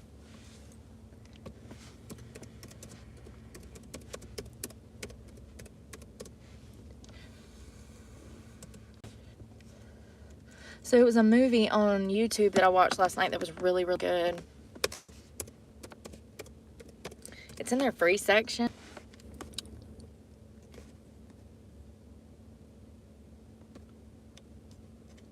And I've seen a movie like it before that had Nicholas, but this one was a little different.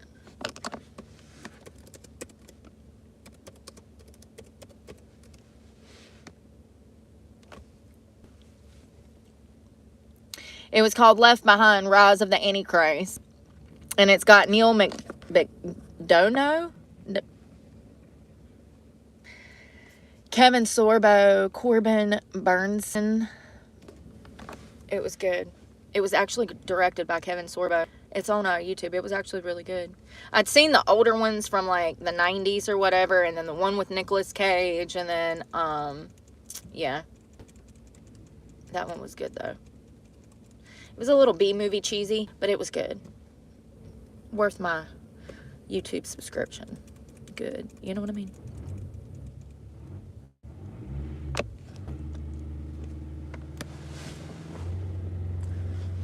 Don't blow it up, boy. I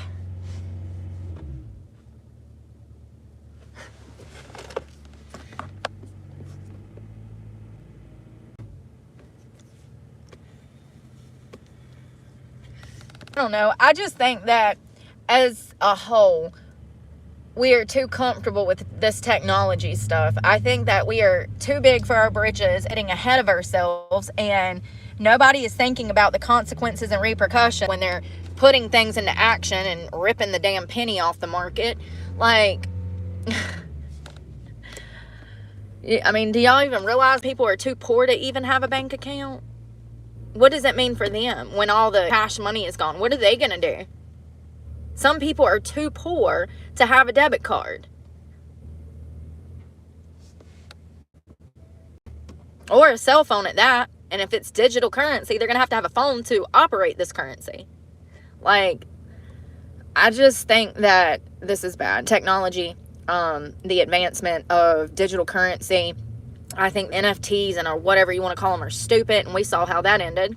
So they were, in fact, stupid, worthless. Got people out here paying millions of dollars for fake paintings, a screenshot of a fake painting. I mean, it's just, I feel like this shit is going to blow up one day.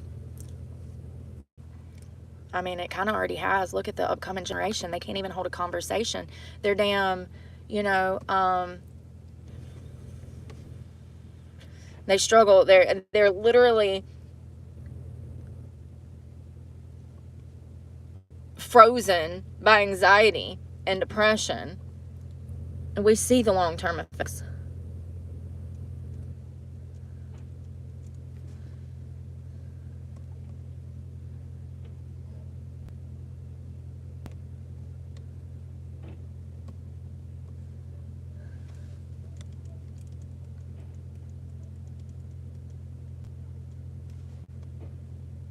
what is this?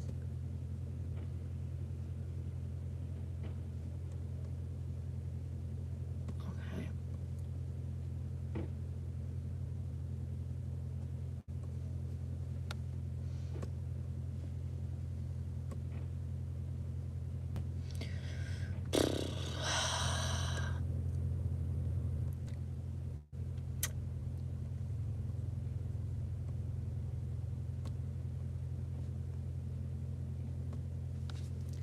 I'm trying to answer these job application things.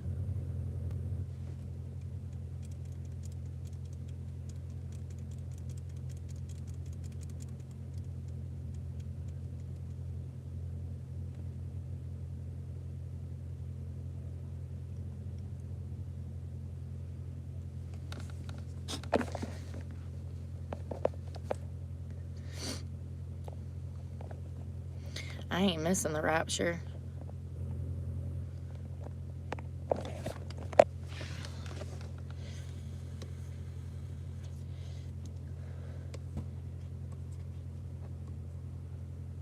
But I do think that people just write the Bible off as some, I don't know.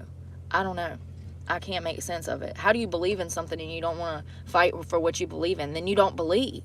If you ain't actively fighting to spread the word and bring awareness, then you don't believe. Because that's what he says to do. That's what he says. He says, spread my word.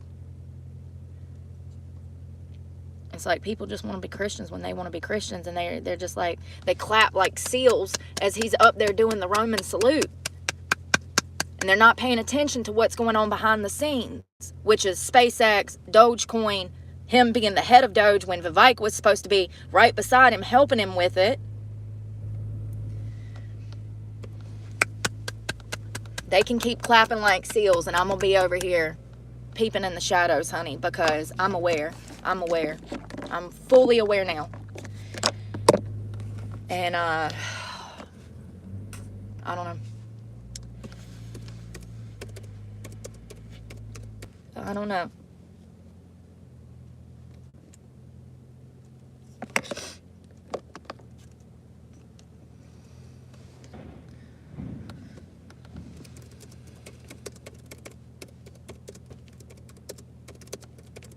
One thing's for sure.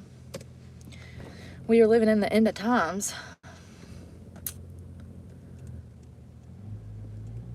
The Antichrist. And it could be multiple. It could be two beasts. But there will be one that is pushing this new world currency. And it will come in a wave of, this is going to help you. You need this. You have to have this. If you don't, then it's going to make your life problematic and you won't be able to even buy groceries. So, I don't know. And we saw what they did with the vaccine. So, imagine that on a bigger scale. But we're talking about your resources are being ripped out from underneath you unless you do this. So it looks like one of Elon's first goals is to eliminate the penny. He actually said this on X.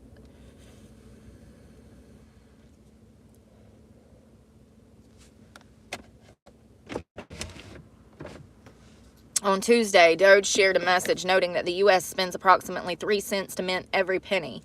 Pennies are only worth 1 cent. Okay. And I get that. And maybe we need to get rid of the penny. But,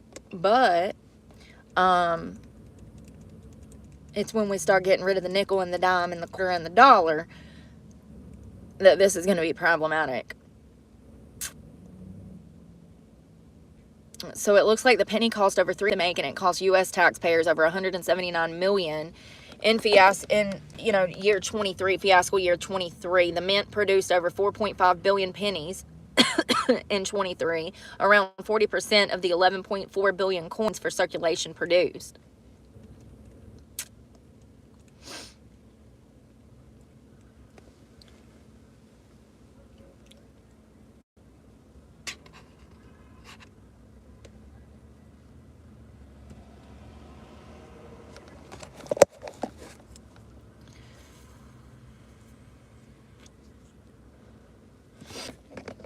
Go back.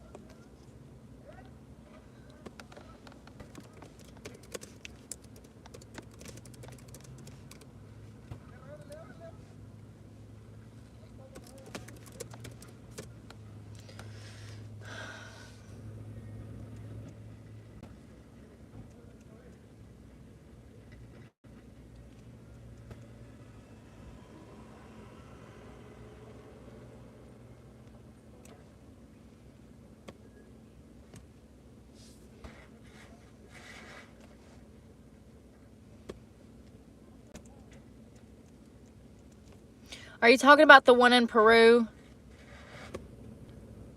I mean, they find temples all the time. That's why I'm asking. This one's pretty old. It's about a 5,000, 4 to 5,000. It's northwest Peru. They found skeletal remains of 3 adults tucked between the walls. It was an old religious site that constitutes an architectural space defined by walls built by rammed earth. The oldest portion of the site is up to 500,000 years old.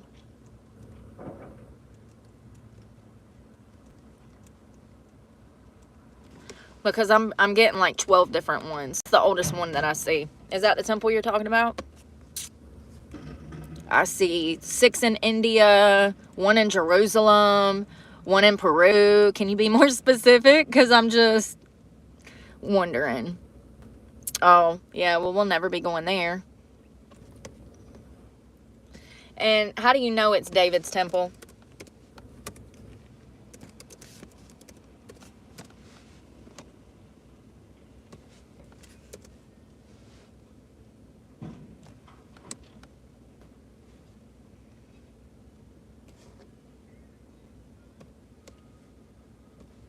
I thought they couldn't even confirm that he was a real person.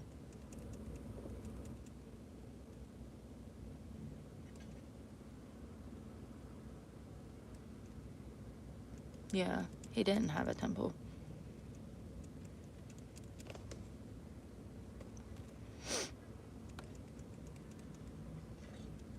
Yeah, they don't even, he was real. They can't confirm that he was even a king because there is no temple, as I recall.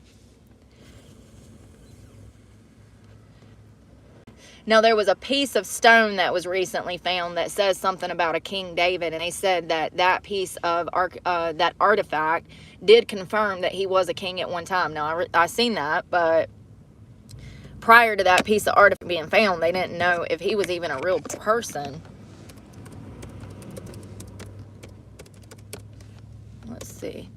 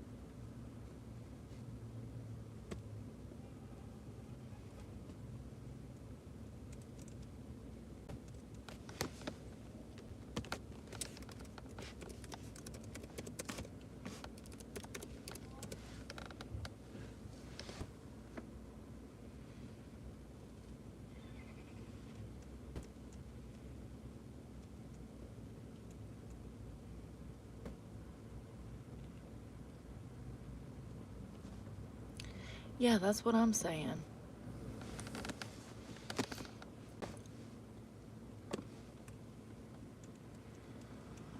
Ethics watchdog issues conflict of interest warning to Musk Dodge agency. An American oversight has raised concerns over the Department of Government's officials and encrypted apps.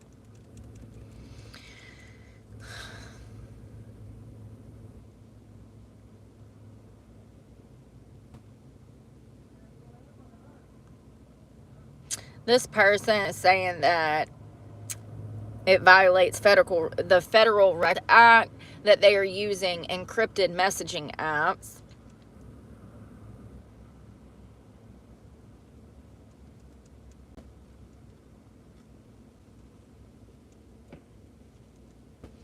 You know, honestly, these encrypted messages are probably the least of our worries.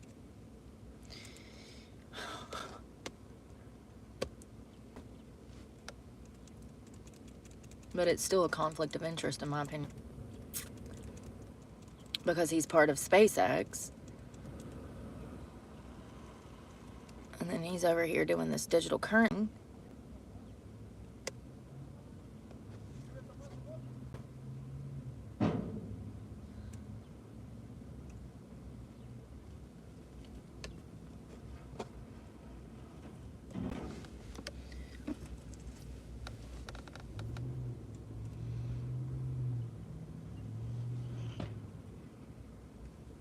So Bill Marcus, who created the original meme cryptocurrency Dogecoin in collaboration with Jackson Palmer back in 2013, has published a Doge-themed post. It was his response to Elon Musk's recent post regarding the content that creators are publishing on the X social media platform. On December 29th, tech mogul Musk addressed the global X a bit more positive, beautiful, and informative content on his global digital town square. Among those who took Musk's request as guidance, and today he posted a Dogecoin mascot, who is Elon Musk. It's Elon Musk's face on the cover of Dogecoin currency.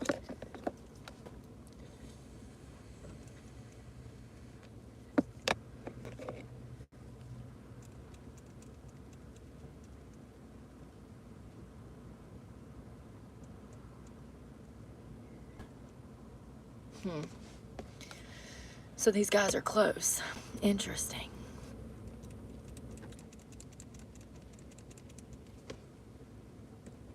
It looks like he actually endorsed coin back in November.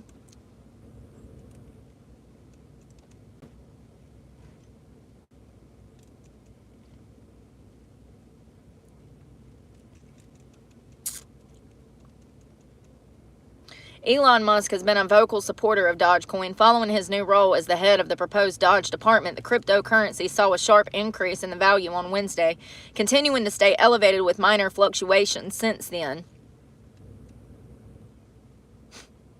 Elon Musk's appointment to head the Dodge Department of Government Efficiency, also known as Dodge, has given a surge to the Dogecoin investments.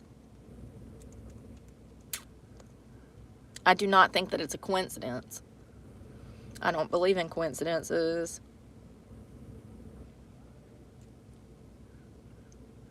How convenient.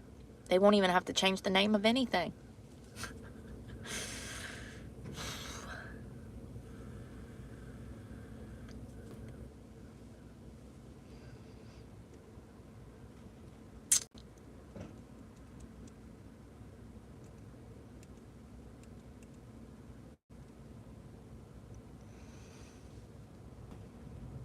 Both Tesla and Musk aerospace company SpaceX accept Dogecoin as payment for certain products, and Musk has publicly stated that he personally holds some of the meme-based cryptocurrency. So Elon Musk actually probably has a huge portfolio of Dogecoin already, because he just said that he has some.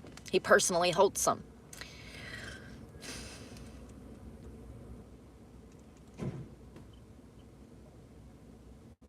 Trump has even floated ideas like creating a U.S. Bitcoin strategic reserve, predicting that Bitcoin value could eventually surpass gold and using the help to pay down the nation's $35 trillion in debt.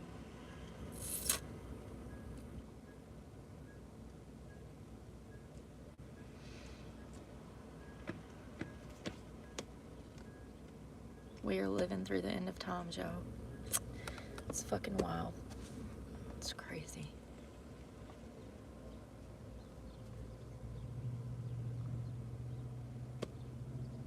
Crazy. Oh God. Oh, I'm getting tired. Oh, I got up so early. Ooh. Well, since I did that today, I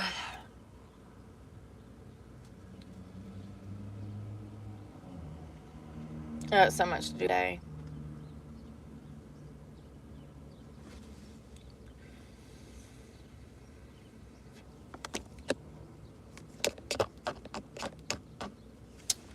Well, well, well.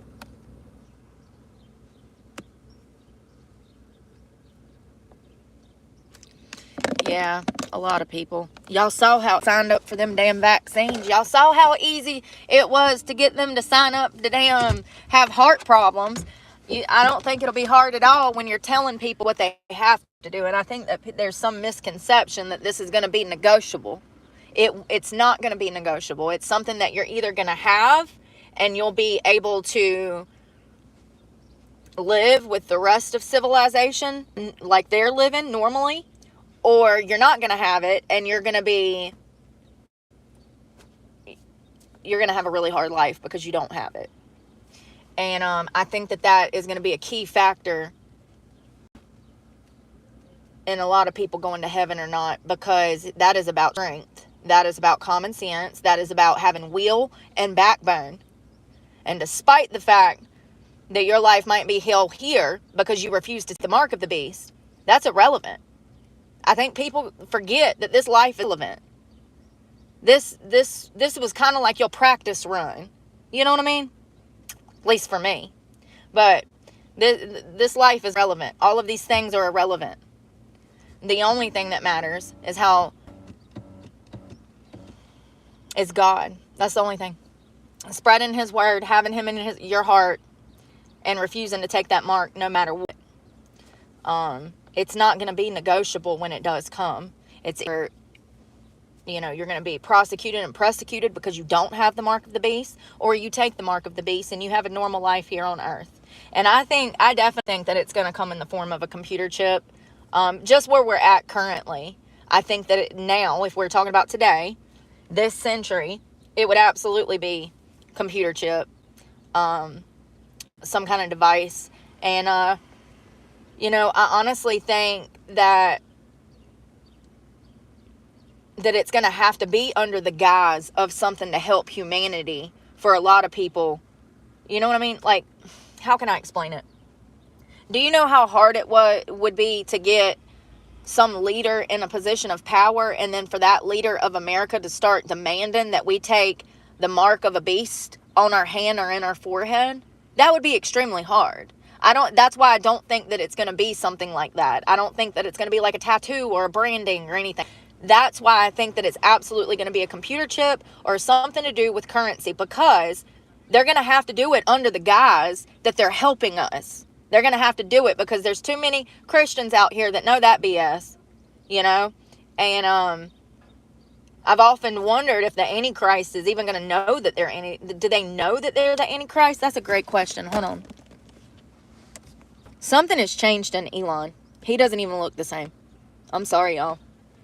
I'm sorry. What was I about to ask it?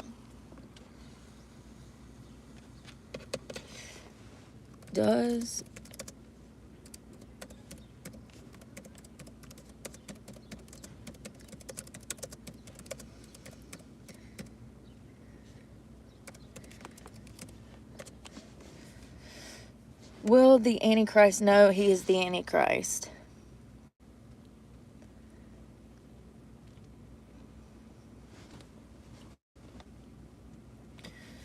Hold on one second.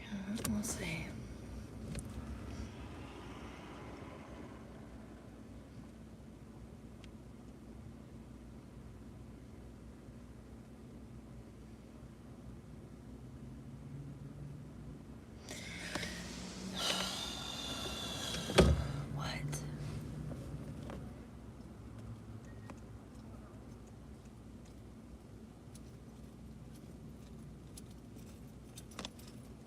What are you waiting on? I'm not waiting on any food. Okay. Thank you. Bitch. What are you waiting on? You see me, like, listen, that's that manager. This is that McDonald's where that girl quit last week. Remember that? She stomped out. She said, screw this place. I'll never work for McDonald's again. And remember I told you there was 2 managers was standing on the stoop back there? That was one of them. So as you can see, she's delivering food now because she doesn't know how to treat her employees. What a shame. What a shame. Hebrews 6:4-6. It is impossible for those who have once been enlightened, who have tested the heavenly gift, who have shared in the Holy Spirit, who have tasted the goodness of the Word of God and the powers of the coming age, and who have fallen away, to be brought back to repentance. They're lost. They are crucifying the Son of God all over again and subjecting him to public disgrace. Dear children, this is the last hour. And as you have heard that the Antichrist is coming, even now many Antichrists have come. This is how we know that it's the last hour. They went out from us, but they did not really belong to us. For if they had belonged to us, they would have remained with us. Okay, Kamala Harris. But their going showed that none of them belonged to us. The fuck? I didn't know that reading scripture was poetry. But clearly, I am now burdened by more burdens.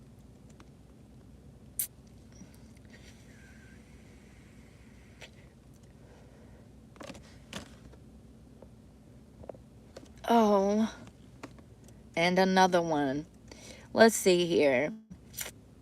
And that's not the real cat, you guys. That's a fake account for y'all that don't know. I just been playing along. You know, you got to play along.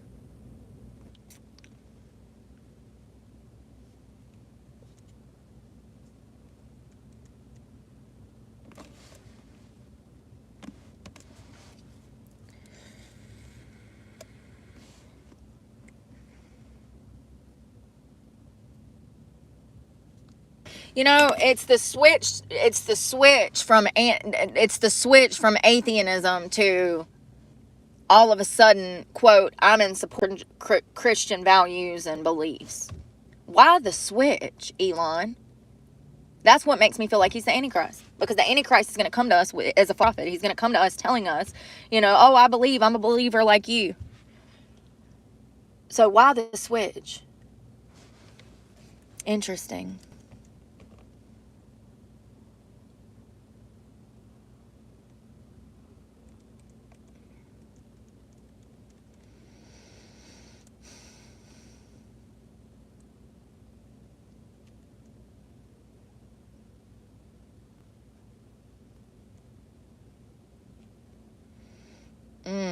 Yes, in general, most bad people don't believe that they are evil. Most have constructed false justifications for what they do. Everyone does this to some extent, and of course, both in Old and New Testament state that no one is good and sin-free, save for Jesus Christ. But for those that are truly evil, that level of false narrative is usually pretty extensive. The person we call the Antichrist may be no different and may follow the same delusions as many of us do. The notorious socialist and atheist dictators, Hitler, Stalin, and Mao, listen, M-A-O, were all like this. All three believe their evil was somehow just such such self-lies may be, in fact, the worst type of evil.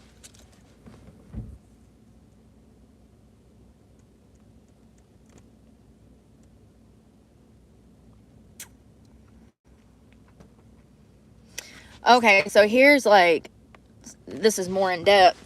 Biblical interpretation. Some interpretations suggest that the Antichrist will be fully aware of his identity and role, understanding that he is opposing Christ and deceiving people. This perspective is often derived from passages in the New Testament, particularly in the letters of John and the book of Revelation. Theological perspective. Other theological views purpose that the Antichrist may not recognize himself as such, possibly seeing himself as a savior or a leader who brings peace and prosperity, even if his actions are ultimately destructive and deceptive. Number 3, literary and cultural representations. In literature and popular culture, the portrayal of the Antichrist can vary. Some depict him as a charismatic leader who is aware of his dark purpose, while others portray him as a misguided figure who believe he is doing good.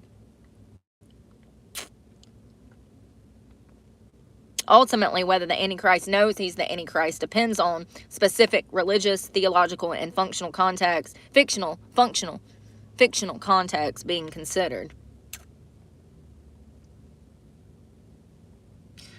I think that the main thing that we need to remember about Elon is he is, in fact, the richest man in the world. He's got a lot of power, and it is my belief that that is what he is addicted to. And we've had a lot of people in history that have done great things for this country, and they were horrible people. We should have known. I mean, some people we've done business with should have saw an execution chair, but they didn't. They saw a paycheck because they were doing things for the government, even though they were evil. I don't agree with that. I'm not sorry. I don't agree with that. Evil is evil, right is right, and wrong is wrong. And Elon is addicted to power. He's addicted to power. And I don't know, man. I just think that we need to keep that in mind. This is not to help humanity. He is self-serving. This is a personal goal since he was a child. His one purpose in life is to get to Mars. Any means necessary. He's addicted to the power, So, I think that we need to keep that in mind. Because what's going to happen after we get to Mars? What is he going to want then? First, he wanted to open a company. Okay, you did it, Elon. PayPal. Good for you. Then you wanted to damn set off rockets. You did it. Then you wanted to be contracted through the government. You got it. Now you want to be head of Doge. Got it. Then you wanted to be the richest man on earth. Then you wanted to have damn cars that were EV. At what point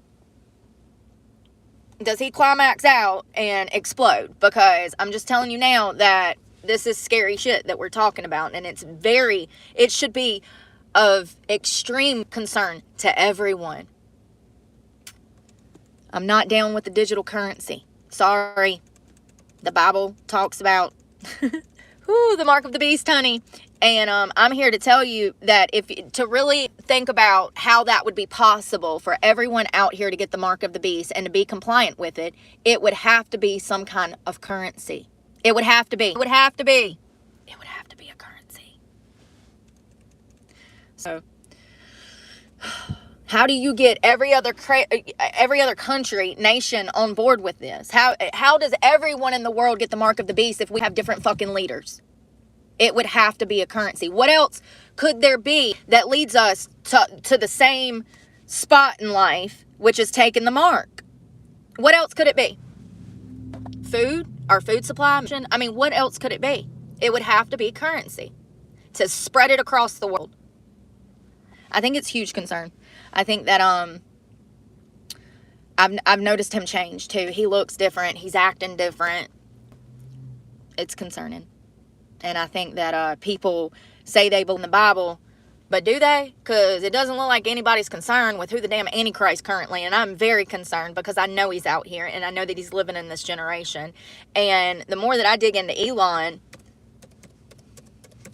it's crazy how many 666s he has. And the crazy thing is that he's almost set this up in a manner for it to be that way because he picked out his children's names. Imagine naming your child the mark of the beast. Why would he do that? And that's what he did. That's what he's done.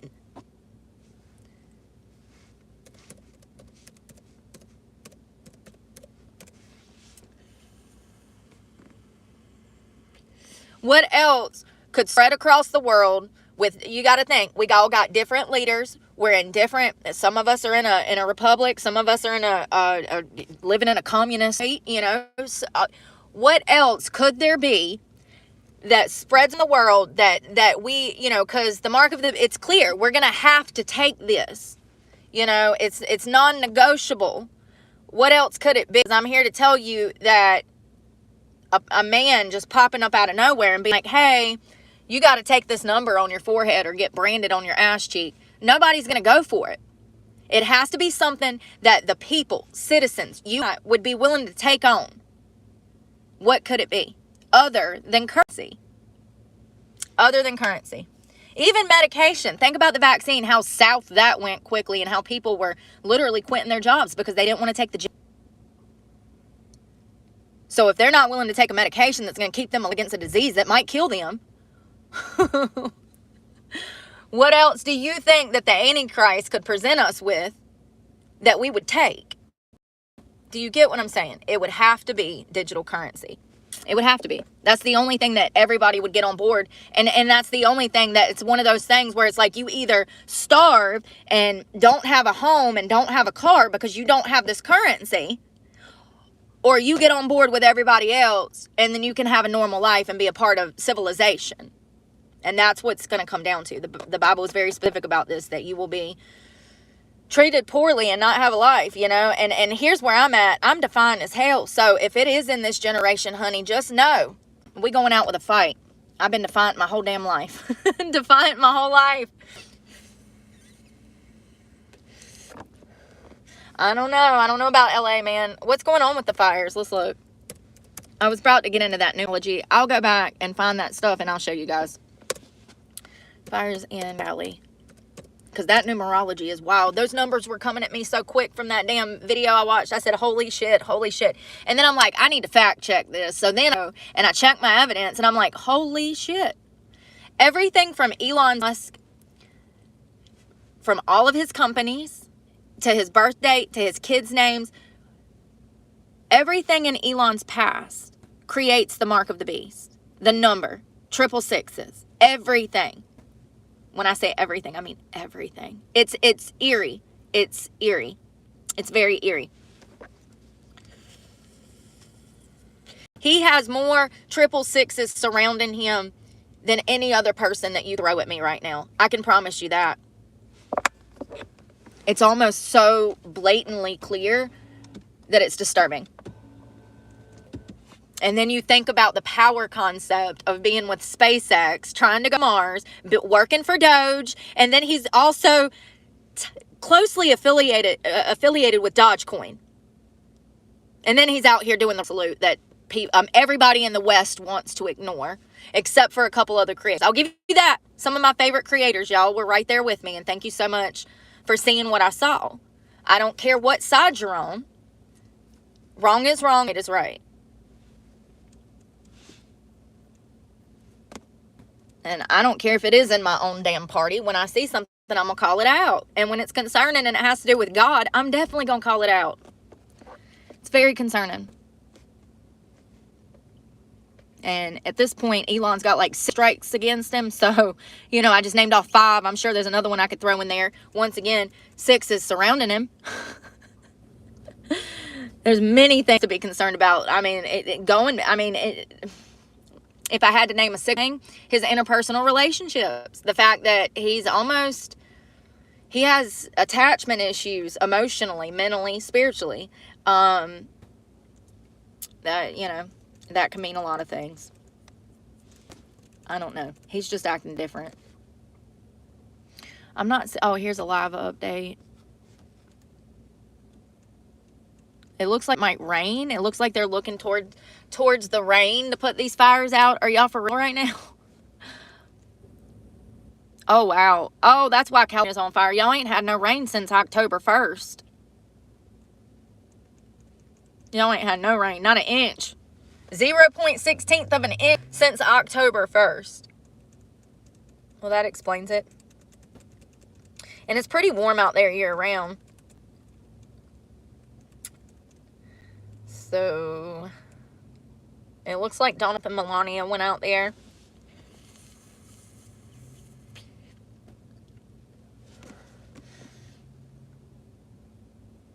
Is doing God's work. That stuff's wild. You know who I really like? Oh, God. He's a religious commentator from Africa. Shit, y'all. Hold on. He has a video. And he is a pastor. Hold on one second. I'm going to show you the video. Let's see if I can go to videos. Is this it?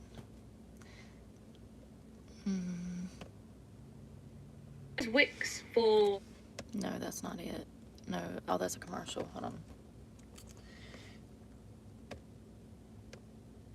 So, there was a... Oh, he's not a pastor. Is he? He says he's a prophet. Listen, that's not the point.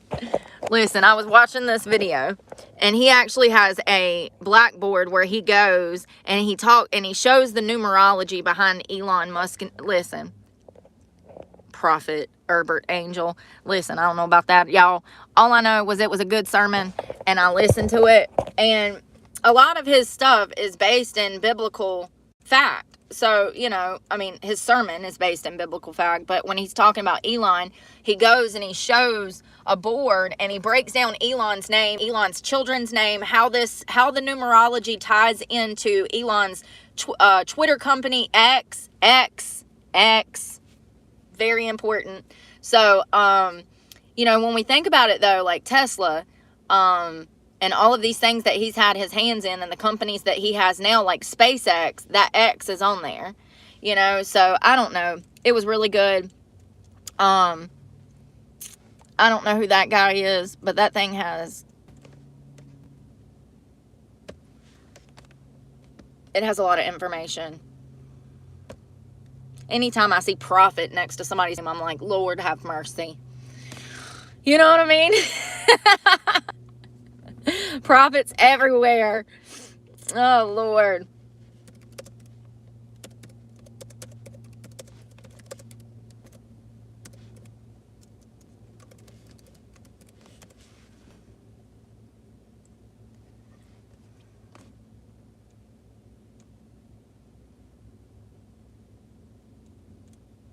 So it looks like several people have the same, they're hot on this trail too. It looks like 2 months ago, somebody put out a documentary talking about Elon Musk being the Antichrist. It looks like a year ago, let's put out another video. It looks like that a year ago,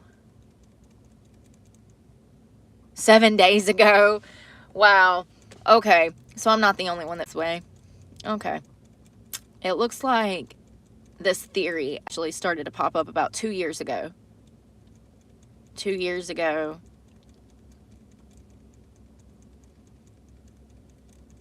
That's the oldest video that I can see going back about Elon Musk being Antichrist. So it looks like this theory's been out there for a few years.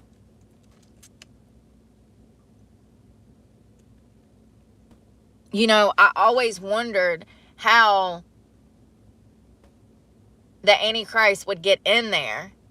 And now it makes perfect sense because he's subcontracted through NASA. And he's the head of Doge. I was just like, how, you know, and now I'm just like, wow. Okay. I think that we all assumed that it would be like a president or something. I never thought that. I know that because it believe that it'll ever be a political figure because of the fact that that there's too much in there. If it's a political figure, then only half of the population is even going to like that person and be on board with what that person wants. Once again, it would have to be something, digital currency, that people are just willing to jump on board with and think that it's this revolutionary, wonderful thing and that we have to do this in order to save humanity type of shit. You know what I mean? And a political figure is not going to bring you that. Because there's going to be division. Because everybody has a side. And who's to say that you even like that person? I don't know. I don't know. But the whole religion switch up, that's...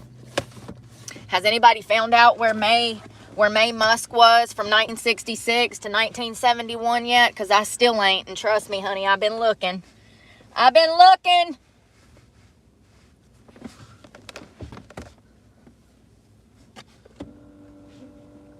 For those that don't know what happened the other day, there's a good chance that Donald Trump could be Elon Musk's father. So, then there's that. I wish I were joking. I know I sound crazy.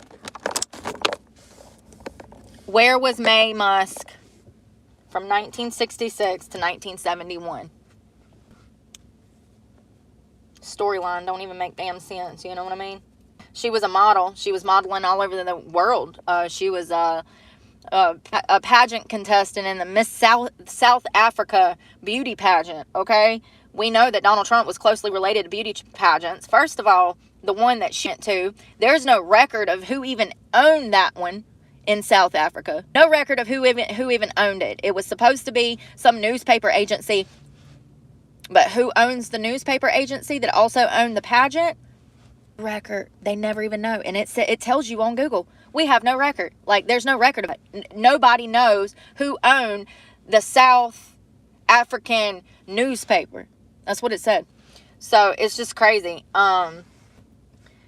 Then Donald Trump and May Musk would have been running in the same social circles back in the 1960s, and Studio 54 was the spot to hang out back then, and so they would have been running in the same circles. She was a model. He was building one of his first housing developments, and their lives were both the same age. They're only 2 years apart. Donald Trump is 2 years older than May, and I'm just here to tell you that there's something sketchy going on with May Musk and the man that she married. There's something sketchy going on. There's some time there when Elon, right before she would have gotten pregnant with Elon, there's a gap in the history. When you know it. When you know it. So she's out taking on the world, modeling, doing Miss USA pageants or Miss South Africa pageants, right? And all of a sudden, at the last minute, she decides to go marry some guy she knew from high school, who was supposedly Elon's father, who he's estranged from, at the last minute. And then, 6 months after they were married, Elon was born. There's some history missing, y'all. So weird. And you know, the weirdest part is if you take a picture of Elon and put it next to Donald Trump, and then a picture of May Musk, and you put them all three together, Donald Trump looks just as much like Elon as his own father. Elon looks more like his mother. So there's attributes from both Trump and Elon's alleged actual father. They both look like Elon. So I'm like, okay, well, is this his father? Because Trump actually looks more like Elon than his father. Listen, y'all. Like I said, I'm passing the torch to whoever has better computer skills than me, honey, because I've been looking for a week, and I still do not know where May Musk was from 1966 to 1971. I also don't know why she ran back to South Africa to marry some man that she went to high school with. Now, maybe she was in love with him, but that is not the impression that I've gotten from any of May or her ex-husband's interviews. Something happened back then. Absolutely. Something happened, because these people were not in love. It's very clear that they were not in love. It's weird, and I want to know where May was from 66 to 71, and I also want a copy. I want to see a marriage certificate from May Musk and Elon's alleged father, because now I can't say that's his father because there's other evidence to not support that. So, Elon's alleged biological father, I would love to see the marriage certificate from May and him and see exactly the date on that marriage certificate. Did they get married in December of 1970, or did they get married in May of 1970? It absolutely matters when we're talking about when Elon was born, because Elon was born in June of 1971. So, timeline is kind of sketchy. People don't look like they should look, or they look too much like other people. Please, I'm begging you, somebody that has wonderful computer skills, please go find that marriage certificate. I need to see it. But I also need to know where she was. Where was she? And why did she run back to South Africa when she had this wonderful modeling career that was taken off? She was just a finalist in the South African beauty pageant. She was a finalist. So, I don't understand why you're flying all over the world. You got all these wonderful modeling contracts. You're going from here to there to New York to here to there to Africa. And then all of a sudden, you do the pageant in 1969 at the ass end of 69, or the beginning of 69. Somehow, less than 6 months later, you're married to this guy from high school that you haven't seen in 8 years. And then you're pregnant with Elon. 6 months later, you give birth to him.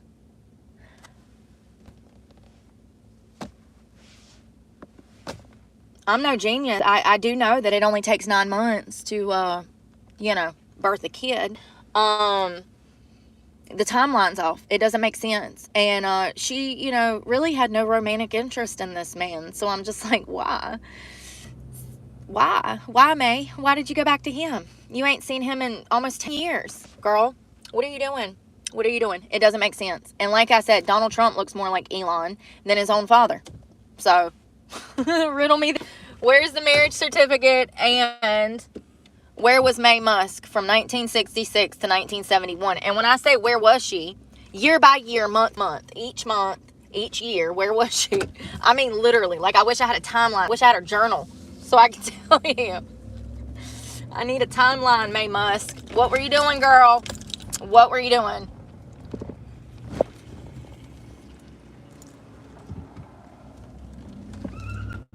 Ooh, y'all hear that? I'm burning rubber. Rubber ducky. All right. We need some food. We ain't got no food. Ho, we gonna die. We gonna starve. We gonna get skinny again. We gotta find some food.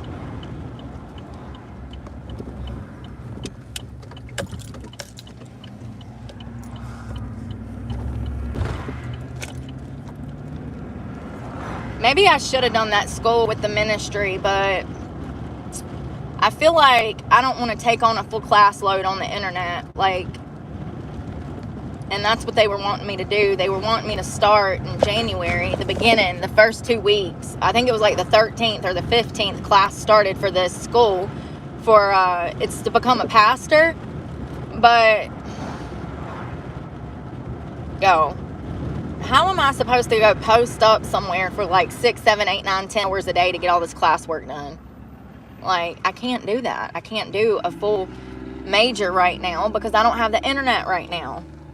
And I don't even know I'm going to do this schoolwork, but whatever. We'll cross that bridge when we get there.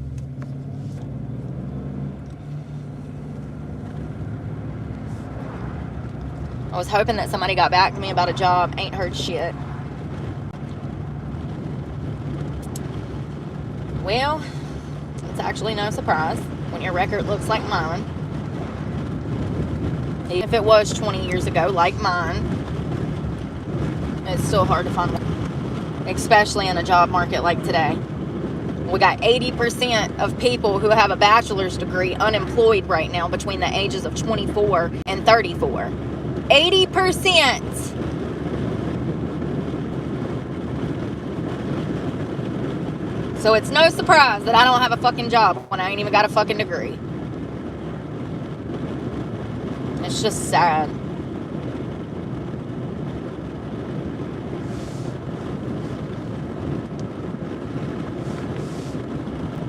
I needed to do something in this phone and now I've forgotten. Cut it on, charged it up. Oh, I needed to look at that Facebook post. Fuck.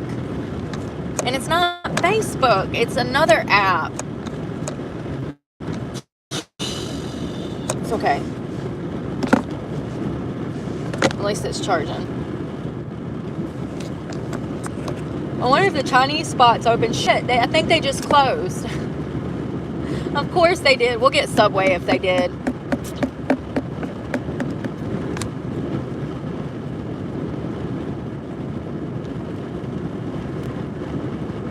Oh, God. Yeah, it's about that time I start yawning. I'm like, all right, it's time to damn take it up the mountain. Go find my parking for the night. Take my makeup off. Seriously.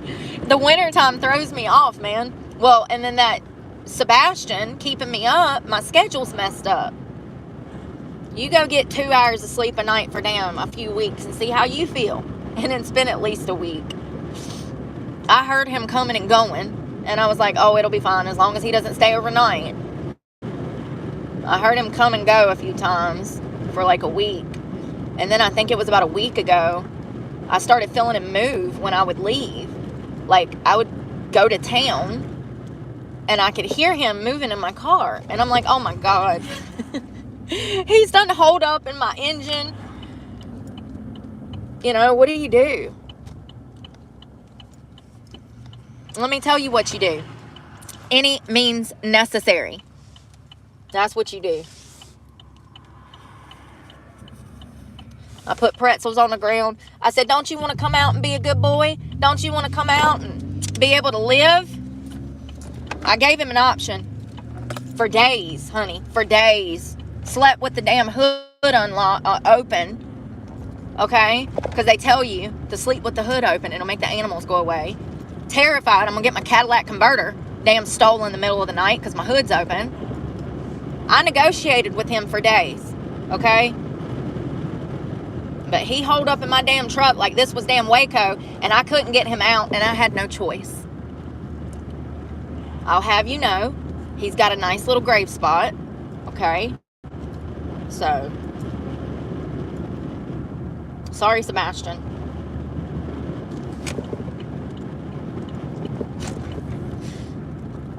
Jesus can deal with him. You know what I mean? Jesus can deal with him. It's just crazy because he really has affected my sleep so much. And I look back on this week and I'm like, how did I even make it to sign up for school? How did I do all of this? How did I even get enrolled in all of this shit? Because I was barely getting any sleep this week.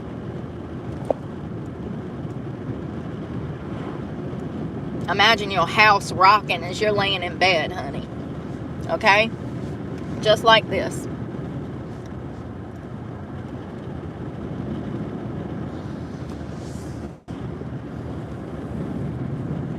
And you know, I ain't really the type of person to call animal control.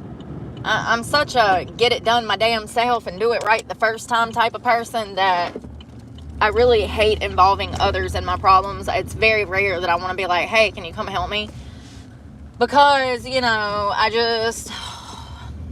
you live through as much as I've lived through, and you get to a point where you just don't even want to deal with people. You don't want to ask people for shit, you know? You want to do it on your own.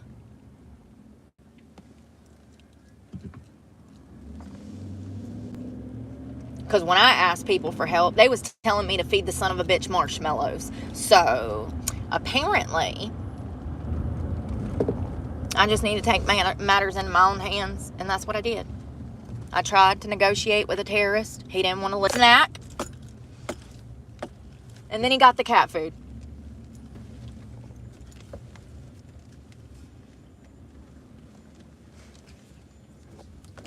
All right, let's get a sub.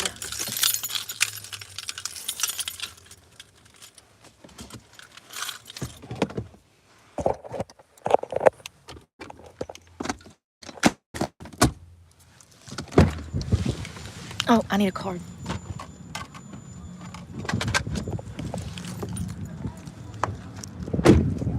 Probably need to use their bathroom while I'm here.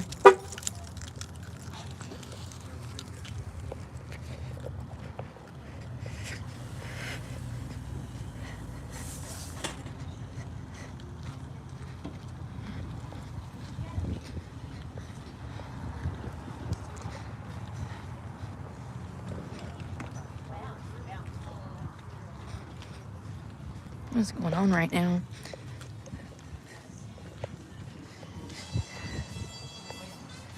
Did I lock the car? I think I did. Damn music.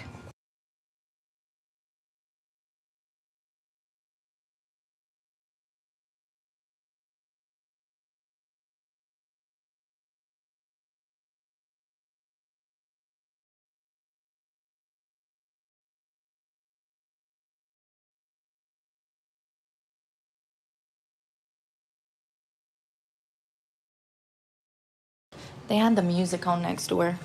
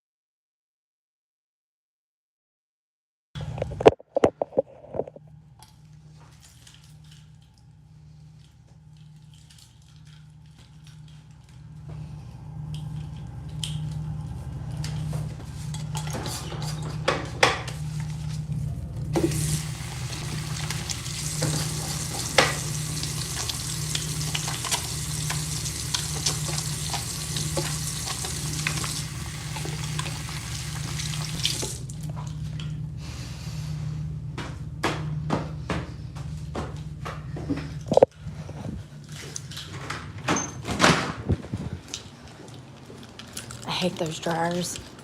They're disgusting. Hey. Sorry, I didn't mean to scare you. It's okay. What can I get you? I'm going to do a 12-inch Italian herbs and cheese. Alright, what's gonna be on it? Vegetables. That's it. No cheese? Alright. Yeah. Did y'all have a jalapeno bread one time? We do. I didn't make it. No, I don't want it. But didn't y'all also have a habanero bread? Or was it just a jalapeno bread? We only had a jalapeno one. Okay. It's a ghost pepper. Ghost pepper. That's what it was. Okay. Yeah. It's a football herbs and cheese. Yeah. No, I don't want that today. I've already got heartburn. If I ate that bread is spicy. It's good. Well, yeah. Yes. Yeah, it does. Are you a smoker? Oh, okay. Sometimes I smoke, and so it causes me to have heartburn, so that's why. Yeah. I know, it's so bad. Can I do a lot of spinach, please? Of course. Let me get more spinach. Thank you. Awesome. Their vegetables always look good here. They do a good job with the vegetables. Definitely gonna get some jalapenos today.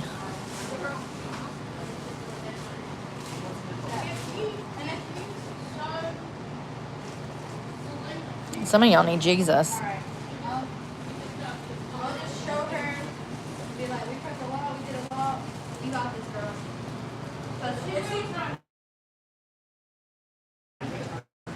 Yeah. Vegetable looks good. That's all I need. Alright. Sure, pick up after. Yeah.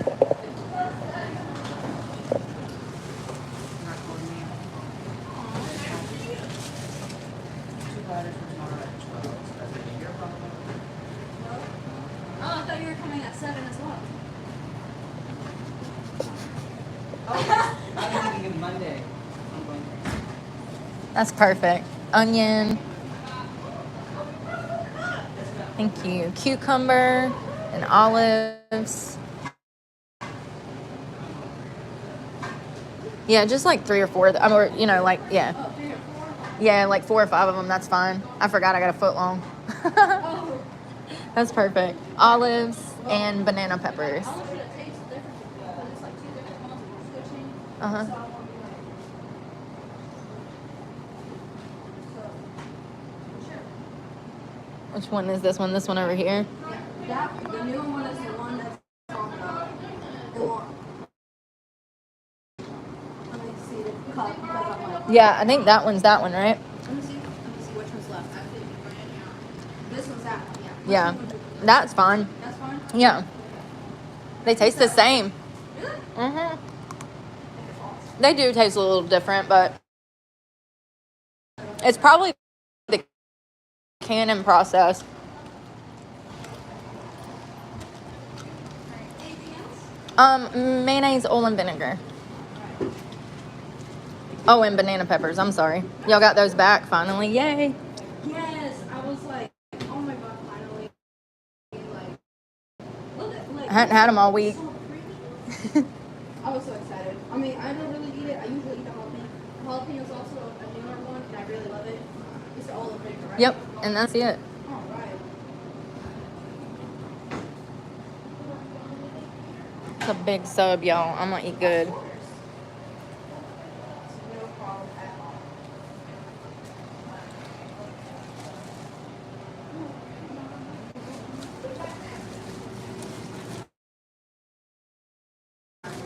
Anything else besides the veggie?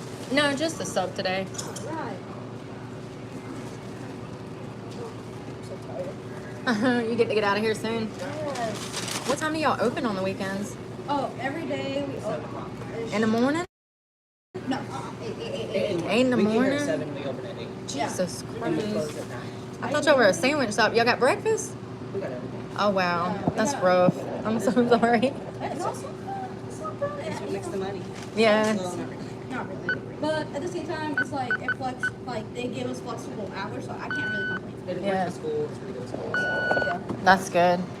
They kind of work with y'all. Yeah. Thank y'all. Y'all have a great day. Thank you. You too. You be safe. say. Thank you. All right, y'all. We got it. They're always so nice in there.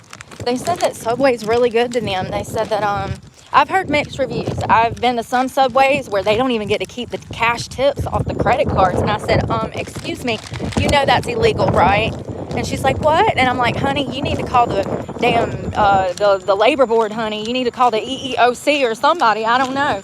Department of Labor. But that is illegal as hell. If somebody leaves you cash or credit card tips and you're a waitress and you're not receiving that money, honey, you need to make a call. That's all I know. Because that's illegal as hell. That's why when I go into those Subways, I ask them, do you get to keep your tips? Because I've been to some where they don't get to keep their tips. That one does. And they're always so good up in there. They're always super nice. I want this sub to like marinate for a minute. You know what I mean? Son. Need to marinate.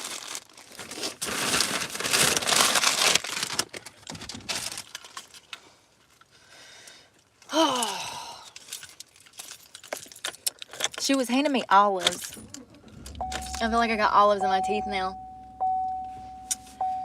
I'm trying to think if there's anything else I need to do. I need to throw that trash away. How the hell do we have more trash?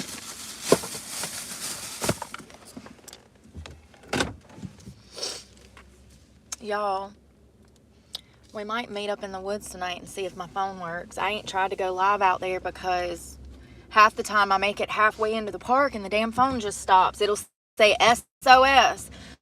So I don't even try.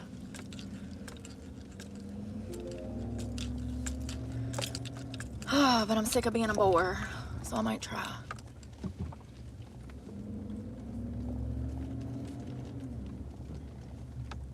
I ate the rest of my brownie last night too. That shit was good.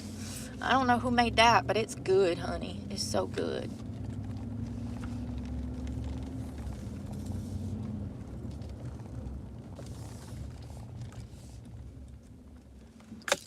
I was thinking about going to church tomorrow. Y'all remember when I went to that coffee shop this week and there was, it appeared to be the pastor of a church and he was sitting on the sofa, remember, and I went to pay for my coffee and the lady said, oh, the church got it. And I was like, what church, girl? Who you talking about? What? And she's like, the church. And she points to the guy behind me. And I guess he was part of the church. There's a new church that they built here. They have service at 11 a.m. And it's supposed to be like a, I guess like to draw in like the younger crowd, you know, like my age group. Because most of the churches around here, everybody's like 60 to 90 years old. I'm not even exaggerating. This entire town is all boomers. Most of the people here are boomers. I would love to see the stats on the Census Bureau. I would love to see the census's statistics for this town, because I'm here to tell you that a huge portion it's got to be boomers. Okay, they are. I know they are. But, you know, the church that I'm talking about is it appeared to be more of they appeared to be trying to get in a younger crowd of people. Yeah, so, because, you know, the older generation is dying off. So, and I'm okay with that. The issue is when you set it up like Elevation and it's all music and show and lights and there's no word. And you just got Stephen Furtick up there preaching what he believes is the holy word. And he's misconstruing it. He's messing it all up, okay? Like, that's the problem I have. And I've been to Elevation. Elevation is a horrible church. They have misconstrued and misled thousands, if not hundreds of thousands of people, and it's really sad. He is the new Kenneth Copeland, honey. He is the new Kenneth Copeland, and that's fact. I don't make the rules. God is very clear in his scripture what a preacher should be and what a preacher shouldn't be, and he makes it very clear that there's going to be false prophets that use his name and ride on his coattails and appear to be pastors, prophets, whatever, and they're not. And the problem that I have with Elevation is, once again, Stephen Furtick gets up there and he says things that are not true. not to mention the amount of times that I've personally seen him take a sermon and turn a sermon sexual in nature, talking to his, like, about his own wife. Excuse me, sir. I grew up in the church, okay? Not once in my entire church relationship, okay, did I ever hear my pastor talk about his wife in a sexual nature. It's just a no-no. That's a no-no, man. That's a no-no. And Stephen Furtick, y'all already know I despise him. I don't like him. And I've done a story on the Furticks. I've done a story on their income. I've done a story on the church. We done that 6 months ago. So, you know, the problem with these new age churches is that I see a lot of production lights. It's like glitz and glamour, okay? They're all music and showcasing, like, production and singing, and that's fine after the sermon. We don't, you know, like I understand when churches start, you want to play a song or two, but when the entire church service is an hour-long concert, that's when it's problematic. You know, and, you know, this upcoming generation, these new churchgoers, they're easily bamboozled, in my opinion. I understand that the old ways of church are a little boring. I get that. I used to hate singing hymns, honey. I get it.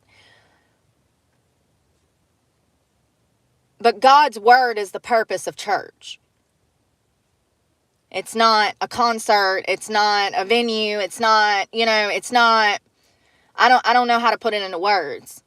Church is supposed to be a little boring. Sorry. It's supposed to be a little boring, you know? Yeah, so I don't know what that church is like. That's what I'm looking up. But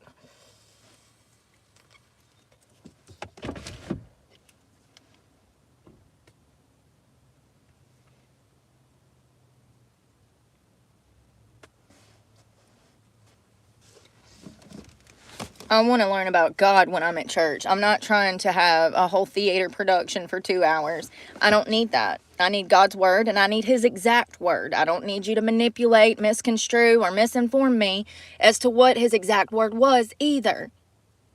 Stephen Furtick is a false prophet. And it's unfortunate because he could have done great things. But instead, he's over here signing contracts with Kenneth Copeland, honey. You know, like right in his back pocket. So it's unfortunate, but we see this a lot. Free will plays a huge part in how we live our lives. So my point is that Stephen had a choice, and he took the devil's route. You know, he does not walk in the light of the Lord, nor does he even speak in the ways of the Bible. He misconstrues everything, and he's even said on stage, "I am God." Excuse me, what? Nobody thought that this was concerning. Out of how many members? How many members does Elevation Church have?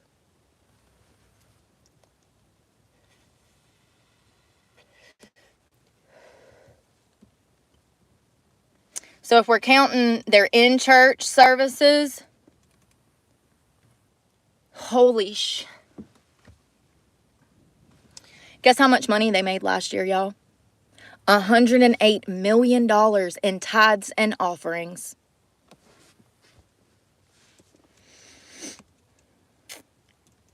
They've got 20 locations, 13.2 million members. 13.2 million. 13.2 million people being led astray. Led astray, baby. So sad. Yeah, so I don't want to fall into any kind of community like that. So I want to make sure that the church that I'm thinking about going to is an actual church. Because I don't like to be bamboozled, honey.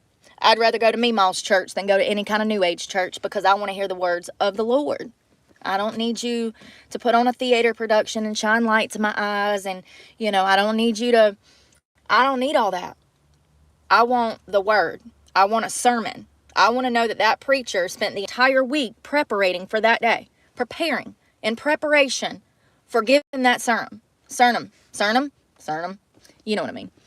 So I'm not trying to fall into any new age BS. That's crazy. $108 million. Well, that's why they have a $7 million house, folks, right there. Boom.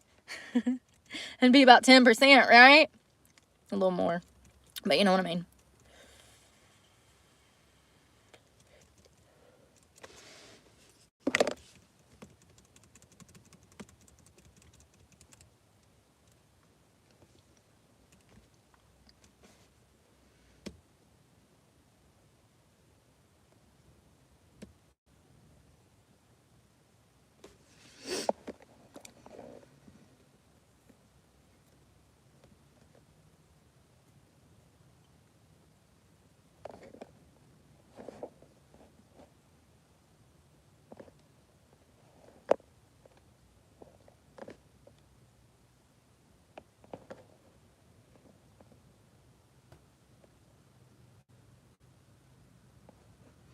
For real. An old-timey country church any day. For real.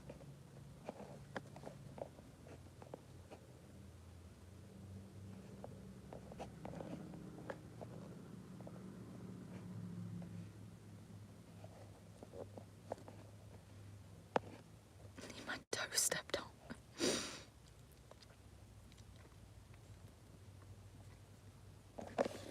Yeah, I know. That's how they made hundreds of millions of dollars last year.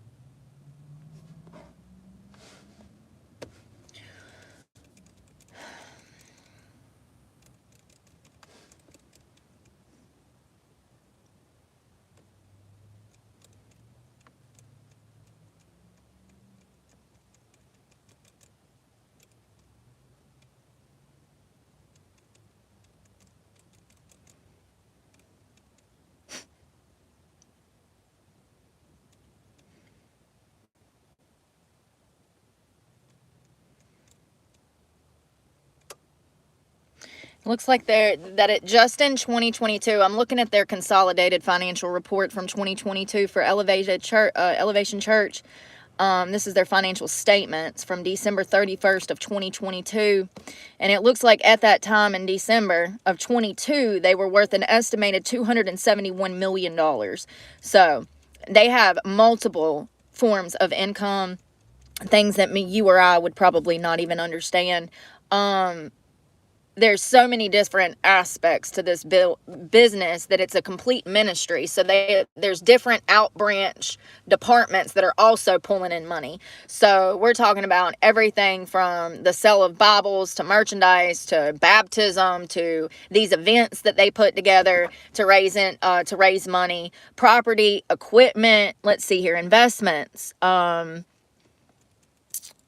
It looks like just in cash, $69 million. Cash and equivalents, $69 million.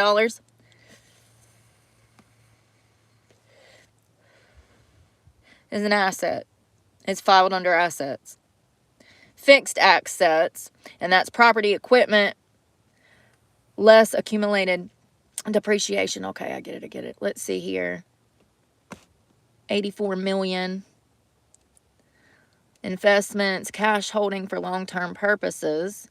Investment in subsidiaries. I can't say that. Subsidiary. Subsidiarity? Lord have mercy.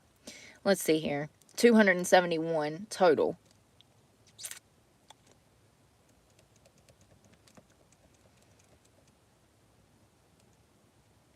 Total operating revenue, 104.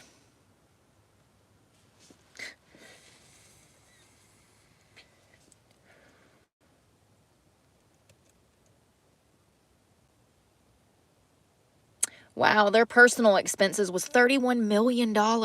What pastor has personal expenses at $31 million? You think I'm joking? You want to see it?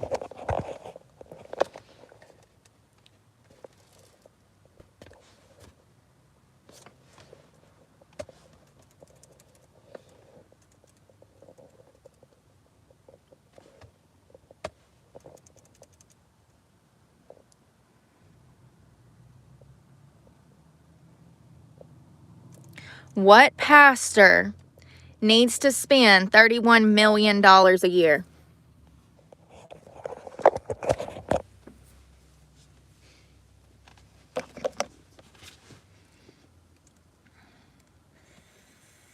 Personal expenses were triple what it cost the ministry to operate for a year. The ministry operations, $10 million. Personal expenses, $31 million.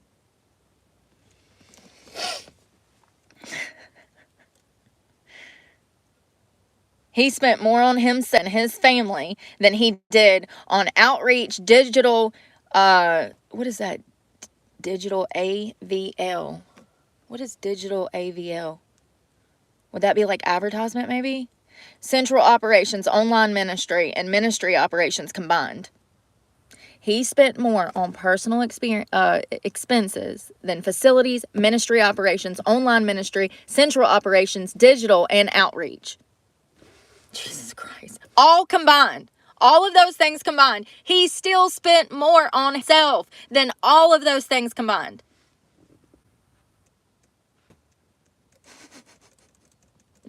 And people will still walk in that church and just hand over their hard-earned money. Just to say that they're part of the cool club. They go to the cool church. They're part of the in club. They're one of the cool kids. I've seen this and experienced this personally, and this is why it's concerning for me, because I've went to this church, so I'm aware of what takes place. I understand the cult. Okay? So, yeah. $31 million on personal expenses, and to run the entire operation, he still spent more than running an entire operation that has 13 million members. Another Kenneth Copeland, honey. Another Kenneth Copeland. Yeah, that's another thing, Crystal. He tries to act, I don't know, man. He's so fake. All of it is fake, okay? I don't even think Stephen Furtick knows who Stephen Furtick is. And he's going to have a rude awakening in 20 years. It's 50. Mark my word. It's crazy. And he signed, he did sign Copeland, didn't he? Hold on, sorry.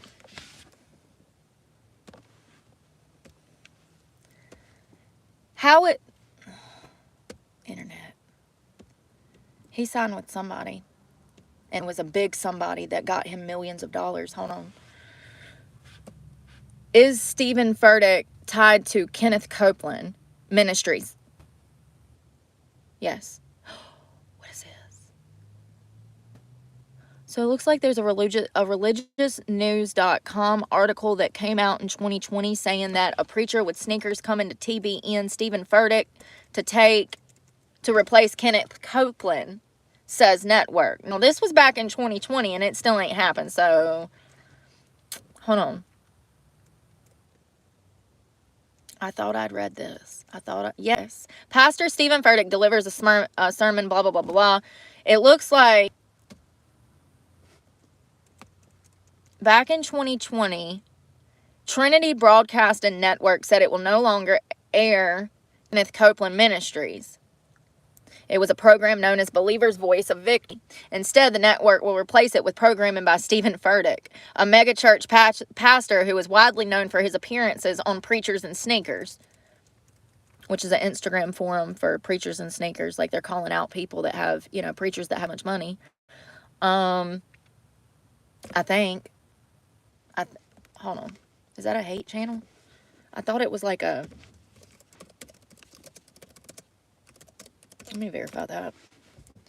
I thought it was like a hate channel for like preachers with expensive stuff.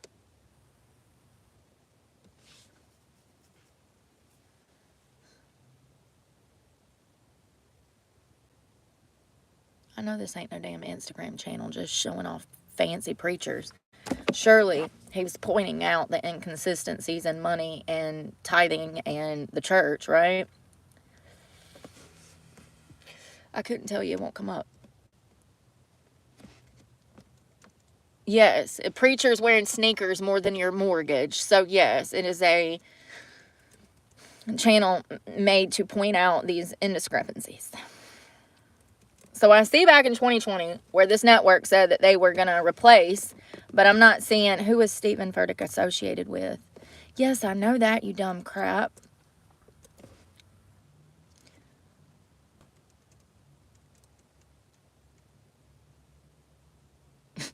Kenneth Copeland, Joel Osteen, and Stephen Furtick are just some of the few pastors in America with multi-million-dollar net worths. Yeah, no shit.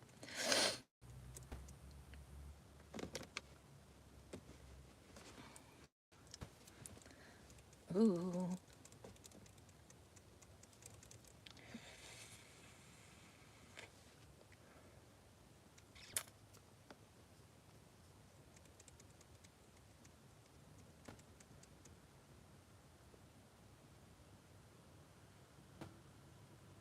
Here we go. I got it now. I figured out who it was. I knew it was their pastor. That was not good. T.D. Jakes. Listen. The first indication of a false teacher and the easiest to spot is with whom the teacher associates. You are who you hang around, birds of a feather flock together. Stephen Furtick associates himself in his church with other false teachers. He holds conferences with the Word of Faith teachers and the New Apostolic Reformation teachers. He publicly approves of false teachers like T.D. Jakes, who teaches the heresy of modalism. The heresy? Hold on. Modalism? Oh, yeah. Okay. Yep. Remember how I was saying earlier that Stephen says that he is God? Modalism is a long rejected heresy that states that God is one being with no personal distinctions. And that's the whole God, the Holy Spirit, the Trinity. And that God takes on different masks depending on the role that he is fulfilling. Modalism teaches that God is one being, three aspects or modes that are the Father, the Son, and the Holy Spirit. And Christians, we know that those are three separate entities. So this is the problem with Stephen, and it's been pointed out multiple times. He thinks that he's God. And he said it on stage. He said, I am God. And then he's like, oh, you're God. We're all God. He like called himself there. It's creepy. Super creepy. So is that pronounced that way? Modelism? He also called the Word of Faith teacher Joyce Myers this Bible teacher alive today. No, he didn't. Wow.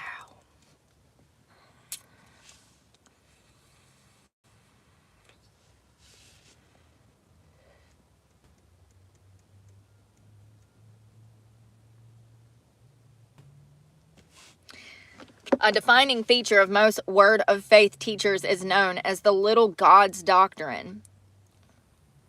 That this unbiblical idea is that humans are not only somewhat like God, but that we are duplicates or copies of him.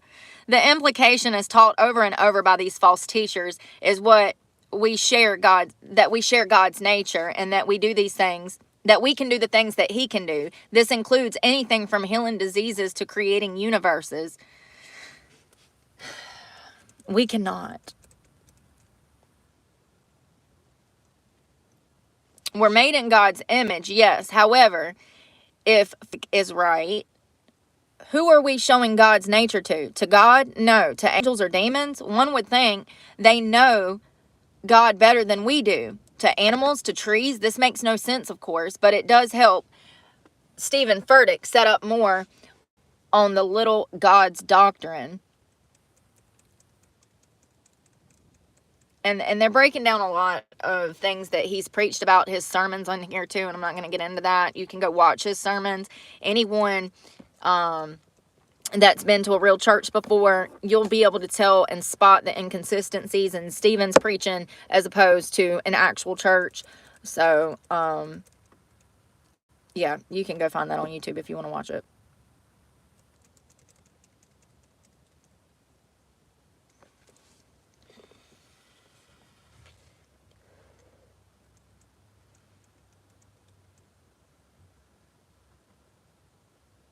So the doctrine of the Trinity comes from the Bible.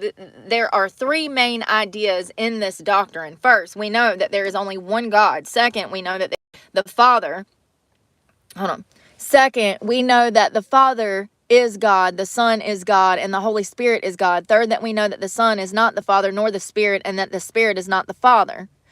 Put more simply, there is one God who is eternal and distinctly three persons. But it's the Holy Trinity. It's all three working in cahoots. Thank God. Thank God. Thank God. What is going on here?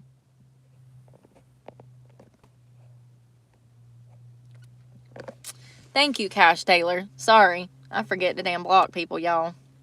They be out here just like keyboard warriors over here. I can't keep up.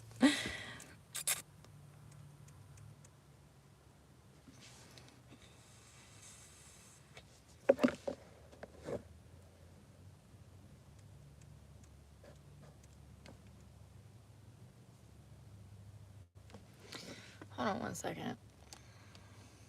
Southern Baptist.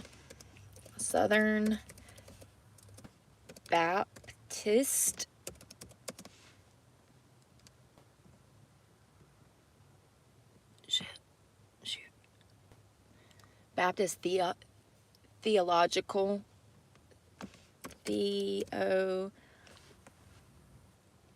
That's in Kentucky. So he went to this school, the Southern Baptist Theological Seminary.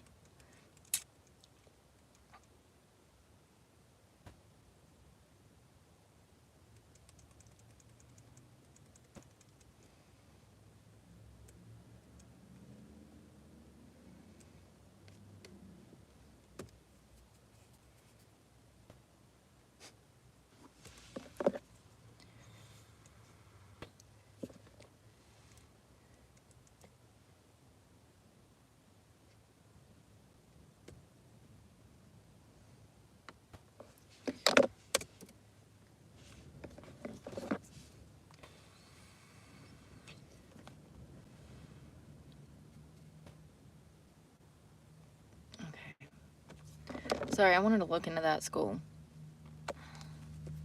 Nothing important. Unfortunately, Stephen Furtick gets this wrong. He teaches that God created a good law, then broke his own law, and did it because he loves us.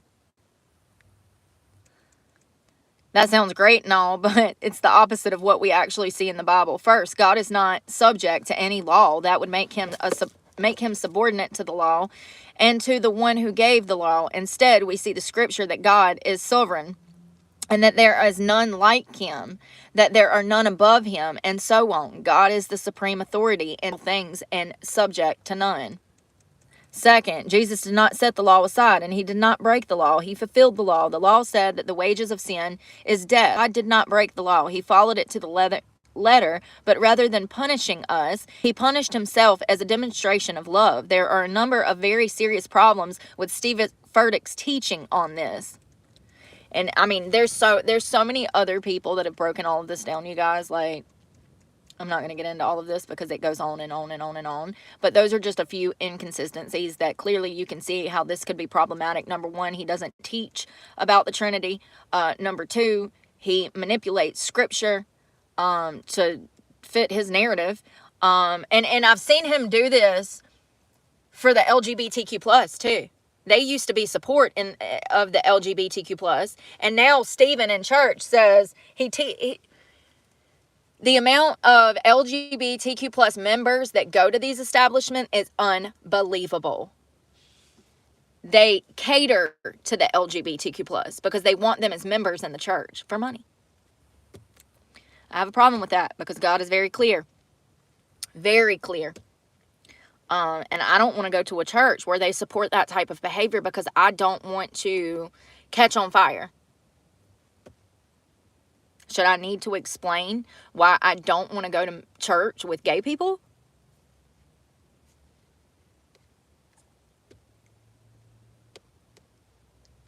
It's not really the place for it.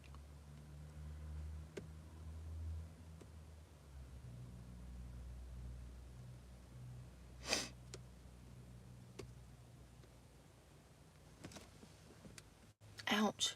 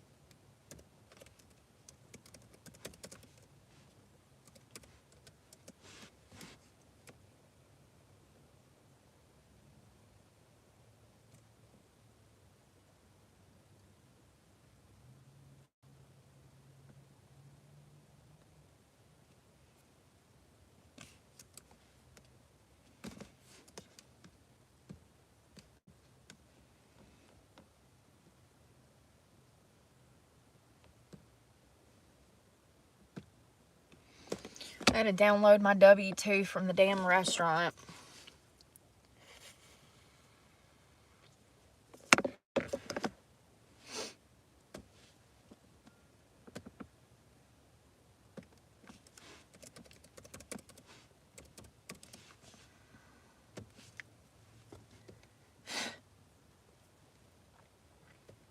Save.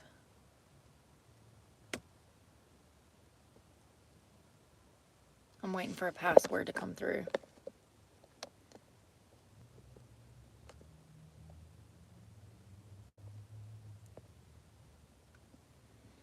Hope you are, James. Where's this password?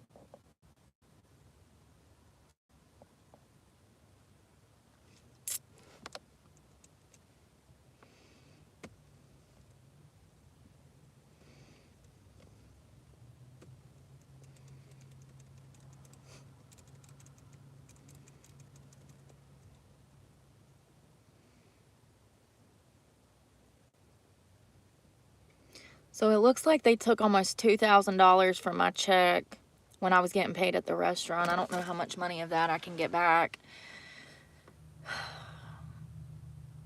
But, you know, this is a federal tax record. So this is going to help me in my case against these people when I do sue them. What dumbasses. They never paid me. They still owe me thousands of dollars in back pay. So this is wonderful. I needed this.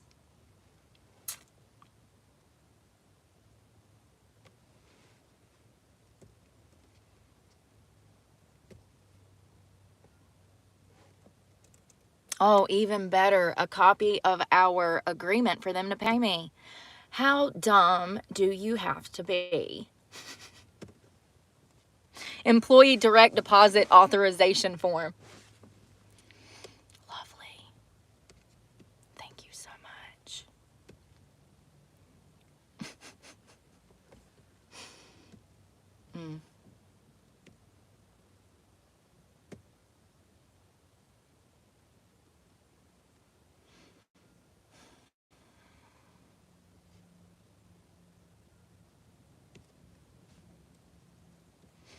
How can I download? There we go.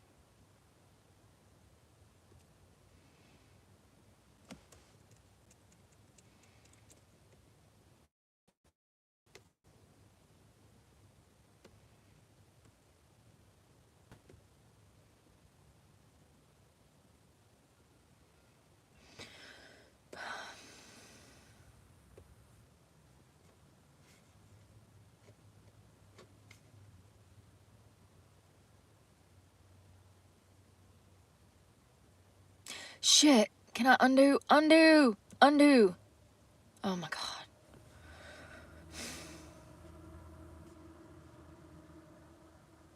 I accidentally deleted some important school shit.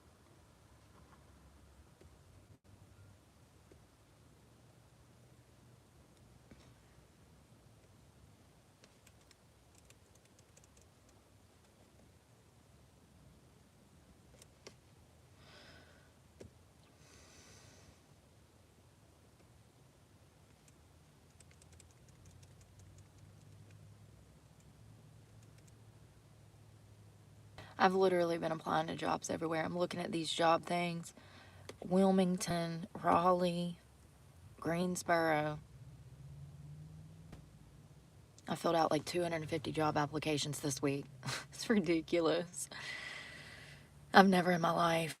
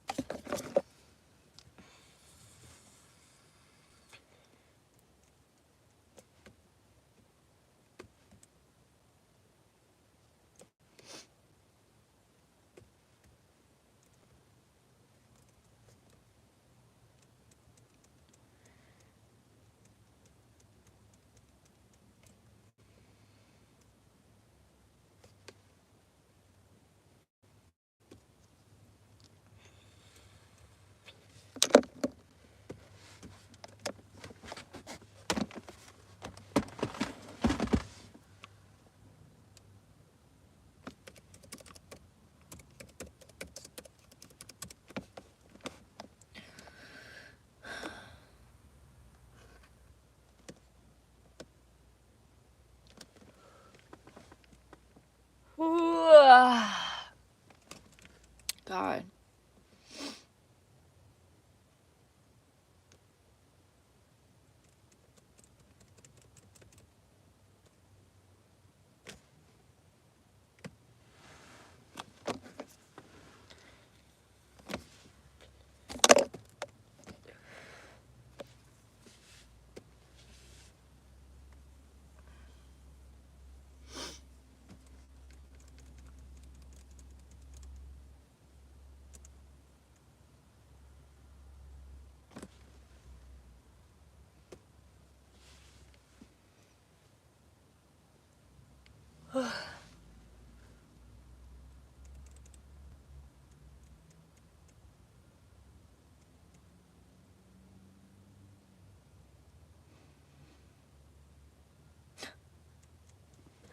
Sorry, I'm reading this report from this high-speed chase in Chapel Hill, North Carolina.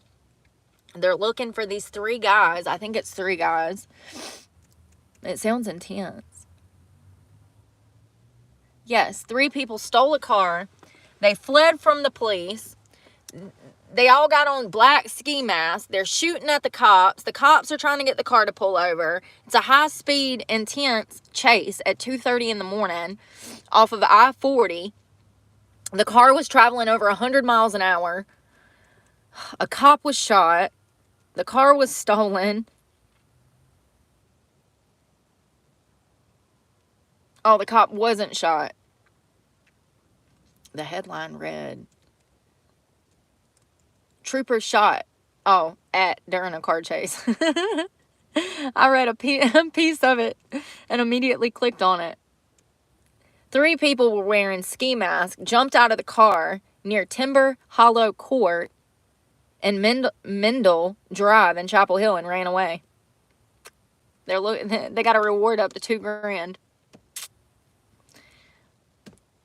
Sounds intense. Sounds like some shit I would have done at that age. They're probably young.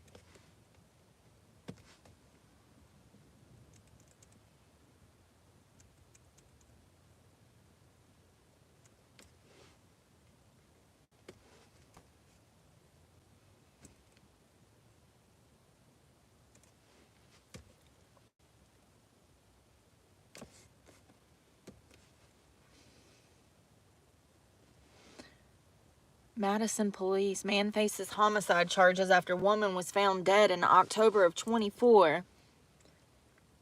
This is out of Madison, Wisconsin, not Madison, North Carolina.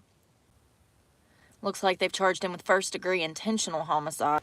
Her body was found in October. Y'all ain't got nobody's name listed? None? Not one? Y'all just he, she? Is this the news now? Pull the man who was charged with the last known person. Hold on. Her name was Brooke Stratton, Strattan. It looks like this guy was the last person to see Brooke alive. And that's the only evidence y'all got. He was just the last one with her. So it looks like they have digital evidence. The cops said that they looked for digital evidence, surveillance cameras. They talked to people who knew Brooke, knew her habits. Looks like he was arrested.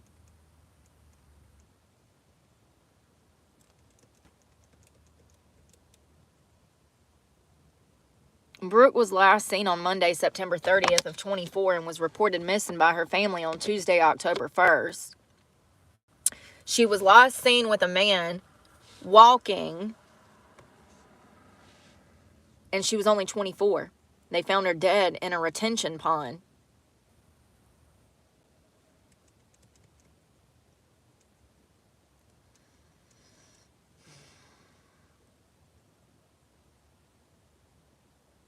Damn. They don't have his name in there? News ain't worth a damn.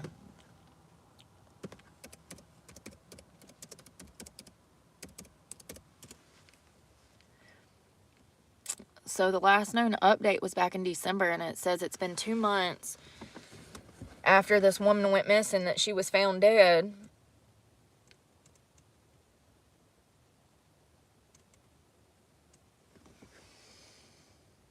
It's been 2 months since Madison police discovered the body of a missing 24-year-old Brooke Stratton in a pond near O'Donnell Hills Park. There's still no details on how exactly she died.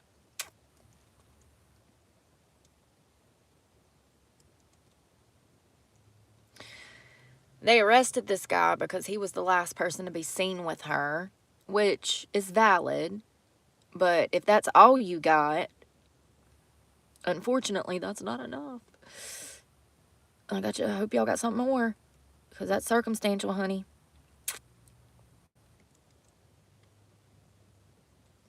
Looks like they're waiting on... Hold on.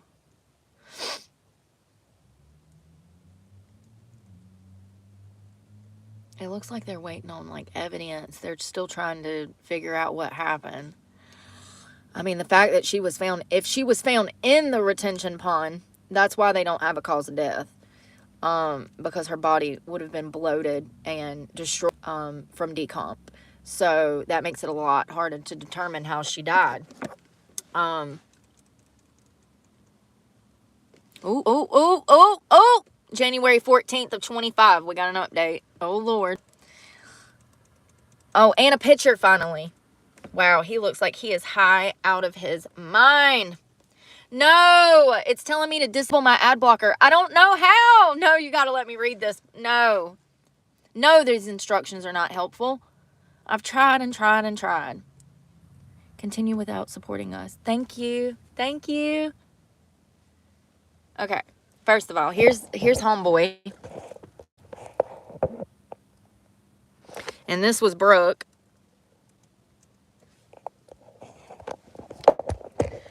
Oh, thank you, Bob. Good afternoon.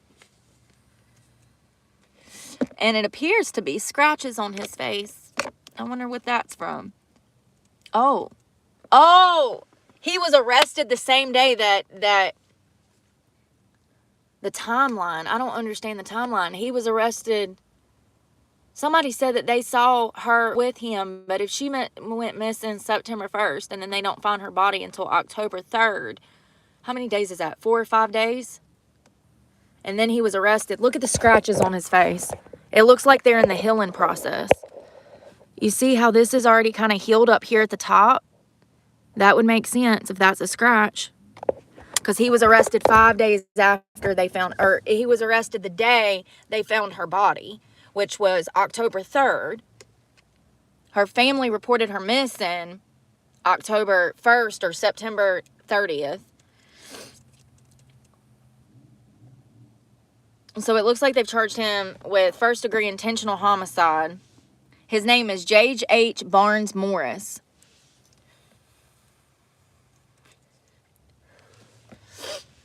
Online court records, however, show that he has not been formally charged. Then how are they holding him?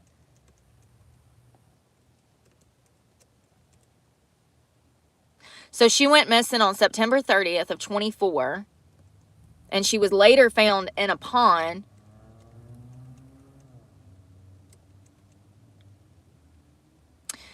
Police deemed Brooke's death suspicious and had questioned Barnes Morris in connection with her disappearance.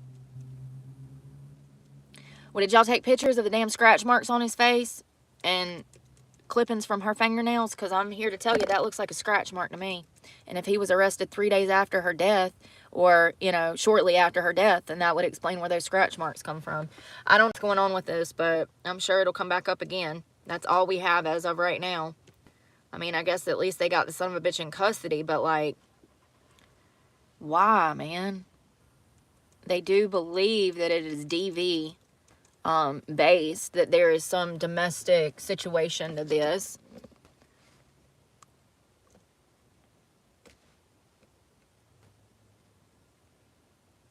That's sad.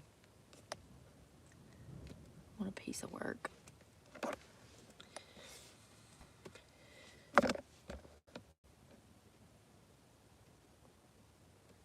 What is up with the no razor thing? Listen, to each their own, but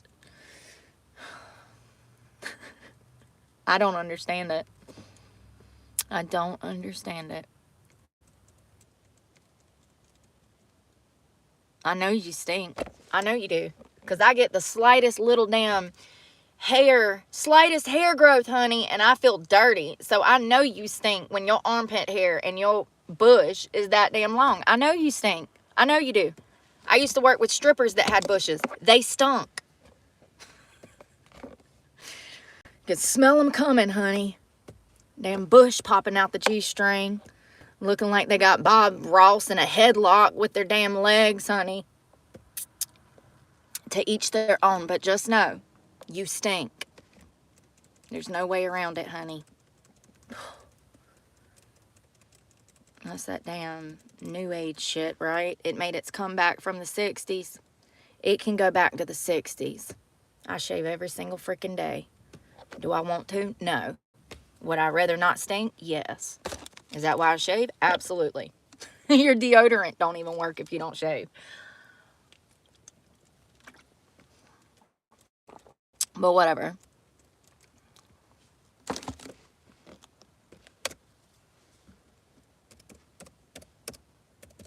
Yo, I feel like a wild woman on the internet right now. I ain't had a damn computer or anything for damn, how long? 24 hours?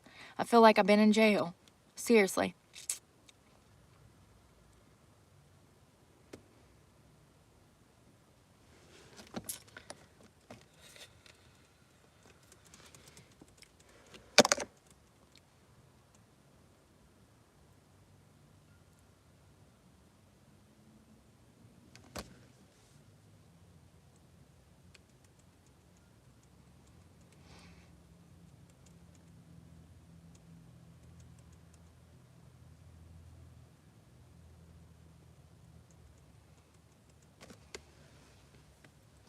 I wonder if anybody has like ever has had an uneasy feeling right before they get snatched by somebody.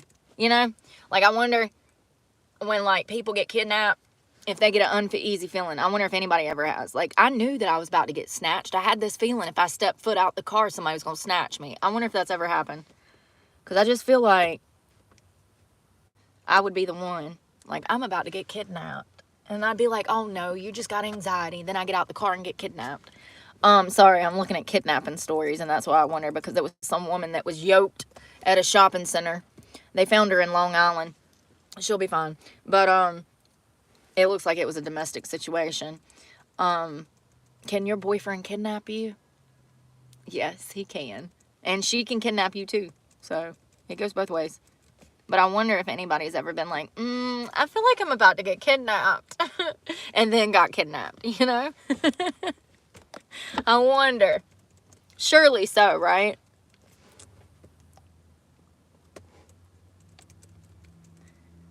They're sitting down with damn Barbara Walters 10 years later, and they're like, Barbara, you know, I had this feeling before I got out the car that I was about to get kidnapped. I just never seen a 2020 episode where they say that. So I'm just like, does nobody see it coming, or does nobody see it coming?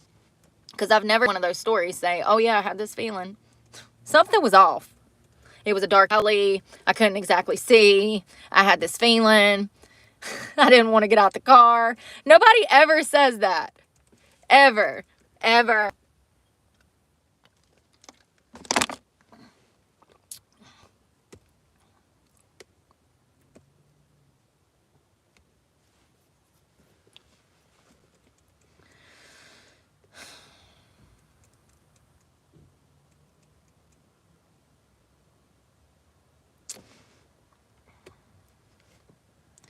Who thinks that? Can I even say it?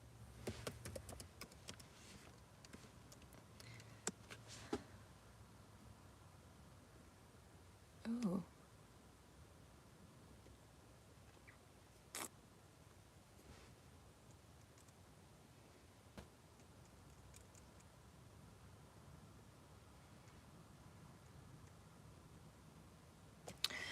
I don't want to disable my ad blocker.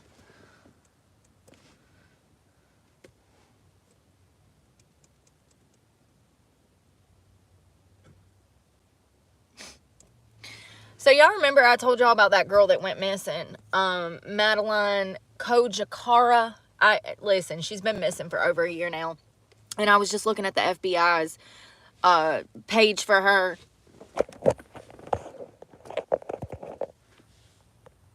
People are getting on my nerves today. This was a little girl that went missing. She's been missing from North Carolina for over a year now. It is believed that her parents murdered her.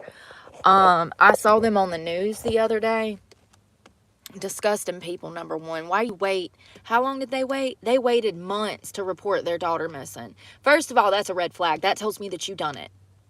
That's exactly what that tells me. Because any loving parent who does not see their child for 2 minutes is going to be calling 911. So when we see these parents wait days, weeks, hours even, that is circumstantial evidence that we need to take into account, because it's absolutely circumstantial evidence. Anyone that is a loving parent would call immediately and report their child missing. These people did not. And not only that, they're creepy. These people are so creepy. So it looks like there was actual new search warrants served on their home this week. It looks like Charlotte, North Carolina's reporting newly obtained search warrants connected to the disappearance of Madeline Kojakara reveal that at least Early on, the investigation centered around believed sexual exploitation of a minor child victim. Further warrants also unveiled more information about what investigators found as they began digging. These warrants obtained by the WCNC Charlotte also revealed that in the days after Madeline Kojakara was last seen, her mattress, clothing, Halloween costume, and family photos were burned in a fire pit outside of the Cornelius home. Ooh, I'm getting chill bumps. They killed this poor child, y'all. Ooh, it makes me sick. They killed this child. The warrants say that a carpet from the home's upstairs spare bedroom was also burned. Madeline's stepfather, and let's not forget, 17% of secondary fathers have a propensity for sexual abuse. 17% of secondary fathers will go on to molest their daughters. 17%. So it looked like the carpet was stripped from the spare bedroom. It was also burned in the fire pit. Madeline's stepfather, Christopher Palmitter? Listen, Christopher said that during his trial in May of last year that Madeline's mother, Diana Kojakara, was burning those things more often during that time. So y'all just ripping out the house and burning it? Like, I'm so confused right now. These people are crazy. The warrants also revealed that Diana Kojakara paid a priest in Moldova a combined $4,000 in the weeks after Madeline's disappearance, before and after talking with him by phone for more than 10 minutes. During the trial for Christopher, Cornelius police detective Gina Patterson testified that Western Union money was sent to Diana Kojakara's mother and a priest in Moldova. Why are they sending $4,000 to Moldova to a priest?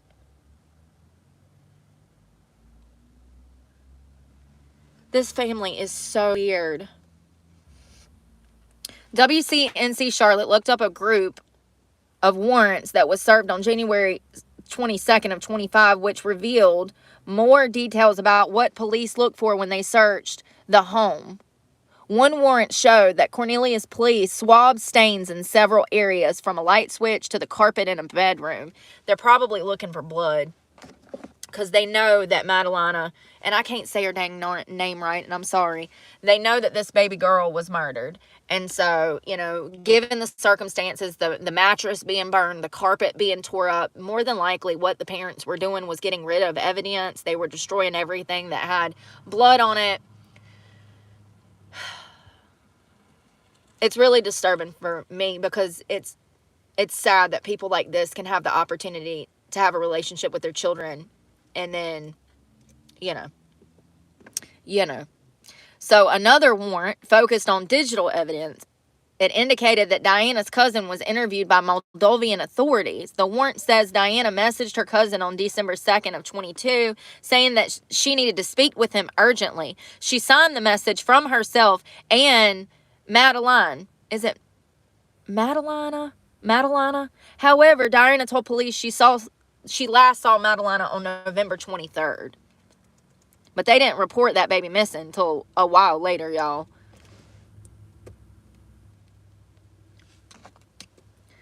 How long did the parents wait to report Madeline Kojakara missing? I can't say it. Kojakari?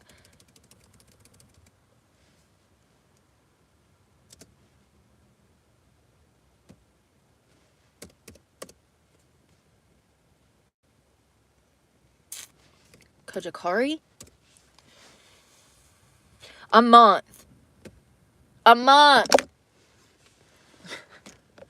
You know, honestly, they ought to be executed on that. Seriously, you wait a month to report your child missing? They ought to be up for the death penalty, simply because it's their job to look after this girl. Anyway. A State Bureau of Investigation warrant shows that investigators seized a cell phone in late December. Analysis of that device identified a Discord account with 37 unread messages. Investigators believe that this account belonged to the missing minor child.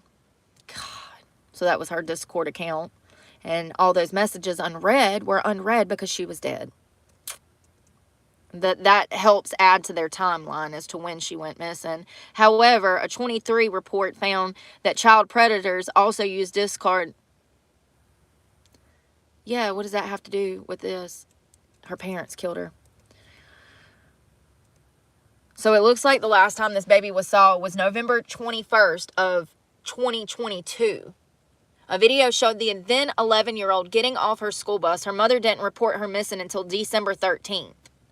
So almost a month. Approximately 3 weeks after she was last seen. Diana went to Madeline's school that day for a truancy meeting after she missed several weeks of school. Jesus Christ, y'all. This tells a fucking story.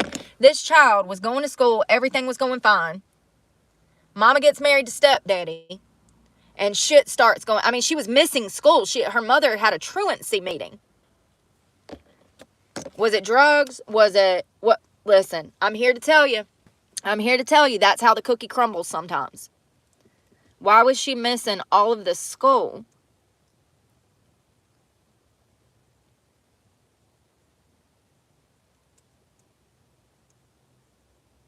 I mean, the people look like they on damn drugs. That's why I mentioned that, because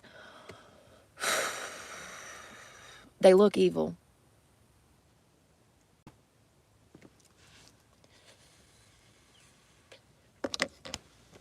So it looks like after her baby girl goes missing, when the shit hit the fan, she left the country. And I'm talking about Diana Kochikara was out of the country until last September.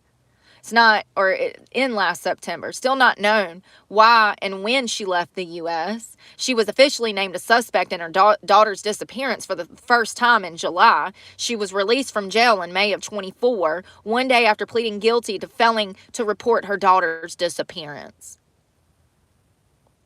So, remember a while ago when I said, why is she sending money to Moldova? Well, we just found out. Why she's sending money to Moldova. She's getting her ducks in a row. She's already flown home to see family. That's exactly what that is. And why was she given access to a passport after she was arrested and pled guilty to not... She's supposed to be on probation or something, right? Surely they didn't charge her with something. She pled guilty and then they just slapped her on the wrist. How was she able to fly? And it looks like neither the mother nor the stepfather as of now have been charged with anything else. As of now, Diana is free and clear of any charges. And this poor child, we don't have her body. We don't know where she is. We don't know what happened. I mean, I got a pretty damn good idea what freaking happened.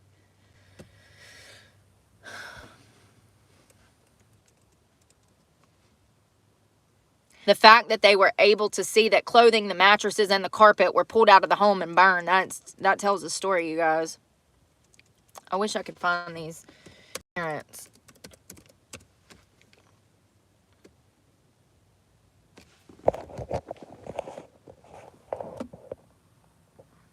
Look at the age difference, number one. But also look at that face, honey. And look at that face. I'm telling you, it is my belief that these people were fooling with methamphetamine. It is my opinion that they were either fooling with flat out fentanyl or methamphetamine. There was something going on in that home, and there was y'all, these people were doing drugs. I don't care what nobody says. That's my belief. I'm allowed to believe that shit. They were on drugs, in my opinion. Her fucking hair's falling out. The mother. And she's like 30, not even. Looking older than she actually is. Something was going on in that house. And the father looks like he had a big old batch of meth right before he was arrested, don't he? Look at them eyes.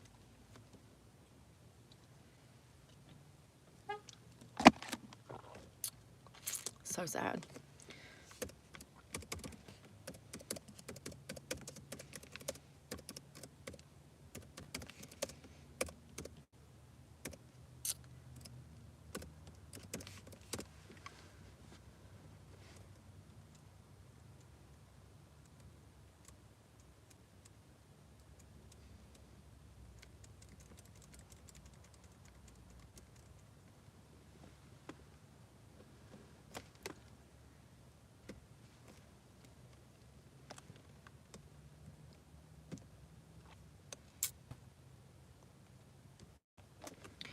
So it looks like back in September of last year, Diana Kojakari left the States. And I'm just here to tell you, if that was my baby, I could never. If that was my baby missing, you think I'm going to Moldova? Bitch, we got flyers to hang. We got fields to search. What are you talking about? If that was my daughter, the last place that I would be leaving would be the United States. I would be here looking for my fucking child. That's another piece of circumstantial evidence, in my opinion. The fact that these people are just not even worried about where this baby is. It tells a story. These parents killed this girl, and it's my belief that they were on drugs. I think it started with the stepfather. I think he was probably messing with that child. So it looks like Diana Kojakari, and she's the mother of the missing Mecklenburg County girl, Madalena. It's spelt with an A, so it's confusing how to say. Kojakari has left the United States. U.S. Immigration and Customs Enforcement confirmed. And that was Tuesday, September 3rd of last year. Diana's departure comes nearly 2 years after the Cornelius girl's disappearance. On Thursday, August 28th, the North Carolina government said that it was offering a $25,000 reward for information that led to the arrest and conviction in connection with Madeline's disappearance. The then 11-year-old girl was last seen in public on November of 22. She got off the school bus at her home in Cornelius. Her parents did not report her missing until 3 weeks later.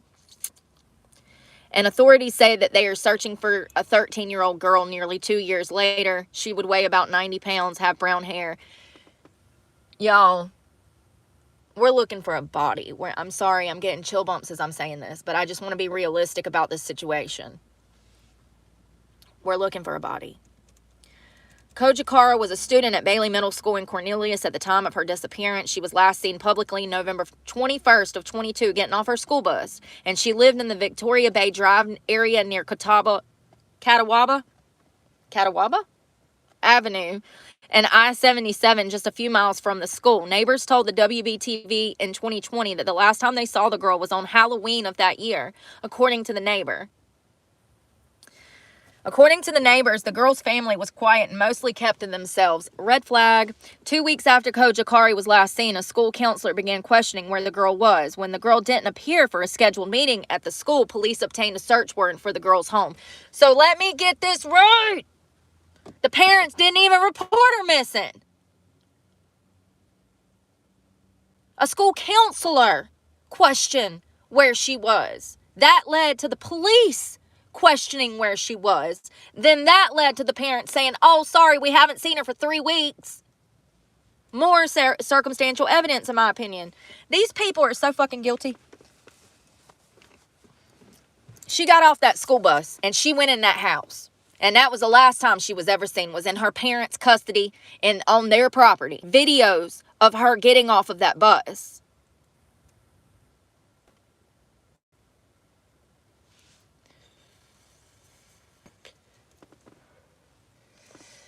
So it looks like a lot of false reporting has led to the suspicion that she might still be alive. Listen, I hope she's alive. I hope she's alive. I hope she's alive. But it looks like some idiot said that they saw her at Sugar Mountain on December 16th, which is ways away from here, honey. It's not near here. And they thought that they saw this girl at Sugar Mountain, okay? But it was not her. So it looks like the only thing the parents were ever charged with was failure to report the disappearance of a child to law enforcement. And that is a Class I felony in North Carolina.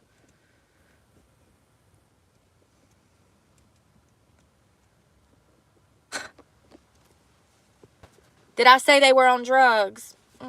I'm so good. Diana Kojakari was recently charged with possession of a controlled substance while in the Mecklenburg County Detention Center. I knew they were on drugs. You didn't have to tell me that. I'm glad you confirmed it so I could, confirm it. They were on drugs. She's 37 years old. It looks like she pled guilty and she served several months and they let her out of jail. So she pled guilty to not reporting her daughter missing. She got time served and they let her out of jail. She was released from jail in May of 24.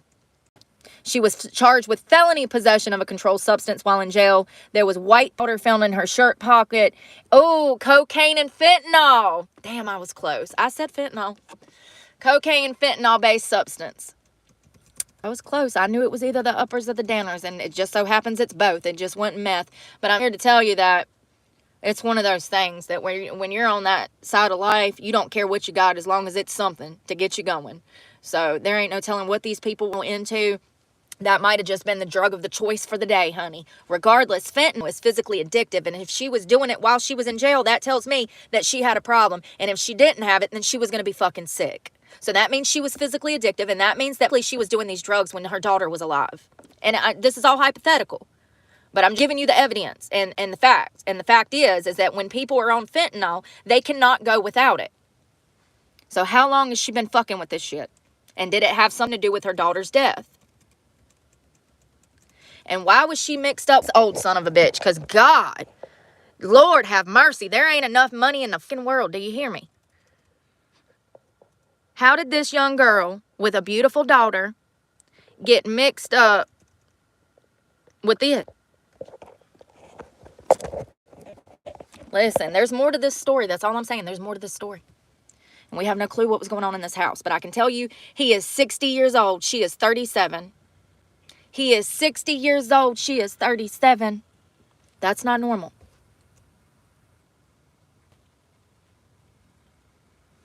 He was sentenced to 30 months of supervised probation for not reporting his stepdaughter missing.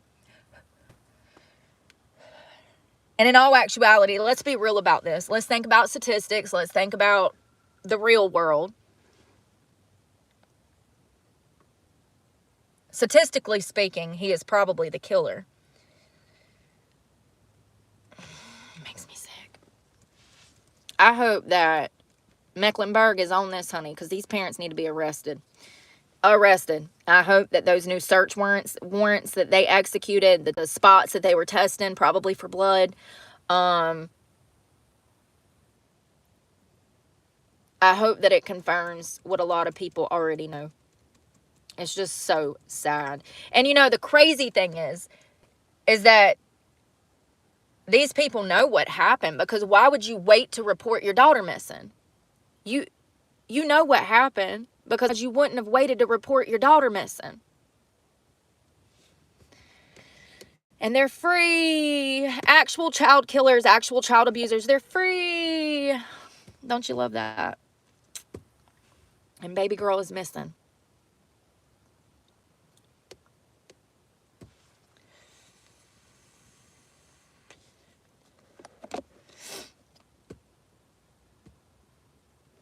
Yeah, that case keeps coming up. I saw news about it yesterday.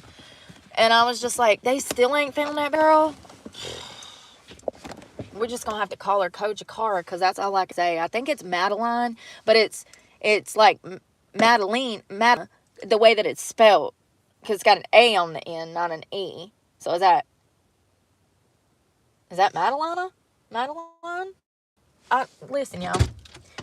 I'm not a damn English expert, but I am about to go. I'm about to go take my makeup off and relax. I needed to vacuum stuff out and get a sub, throw trash away. What else did we do? We went to storage and we got coffee. Fun. At least I can say I did something today, because otherwise I was going to stay in bed, and I might tomorrow unless I decide to go to church. I was looking for that church online and I can't find it. Maybe I need to do a little more digging. What did I need to do on here? Something very important, and I keep forgetting, and I got to be on Wi-Fi.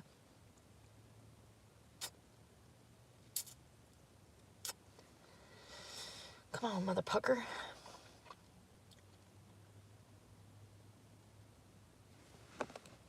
What did I need to do, Brooke?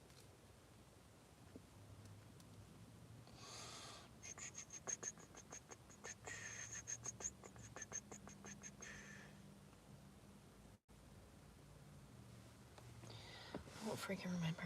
Oh, check that app to see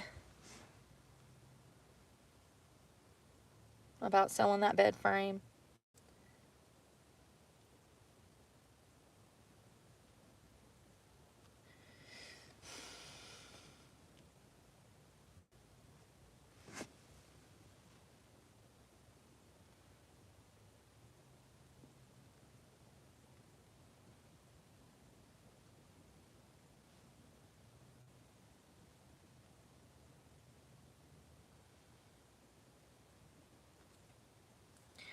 Yo.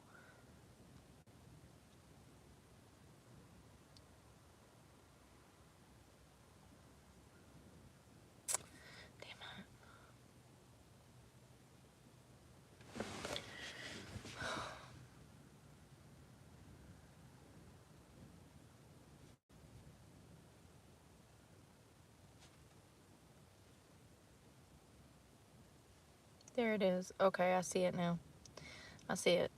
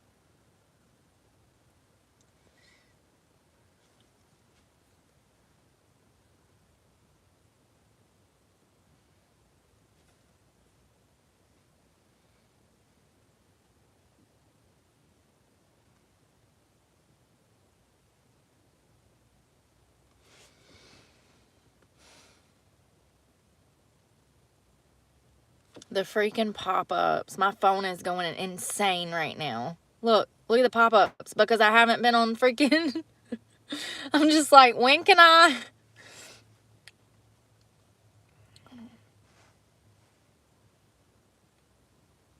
Shit.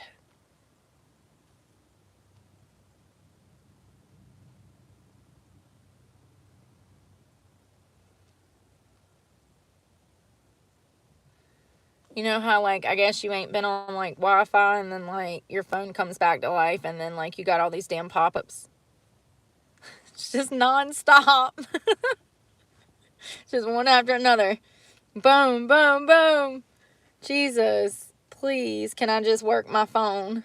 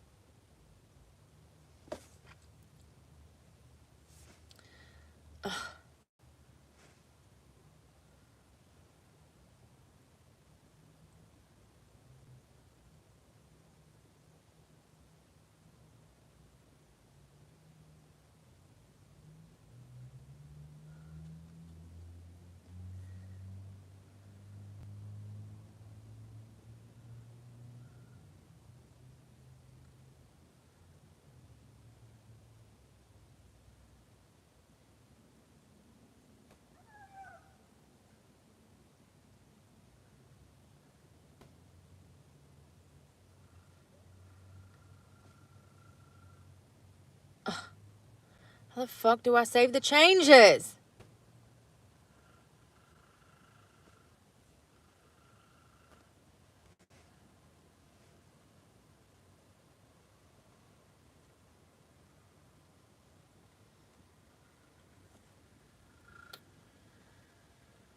Why is everything gotta be so damn difficult?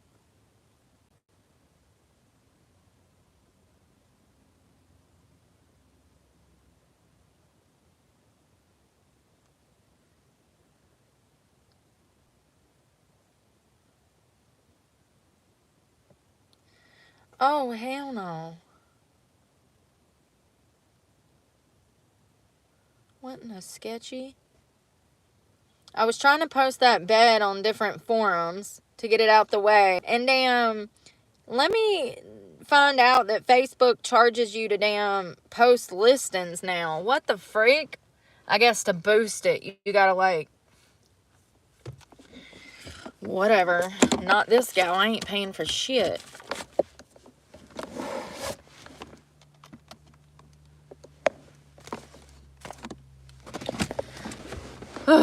I'm gone, y'all. We'll talk tomorrow, maybe.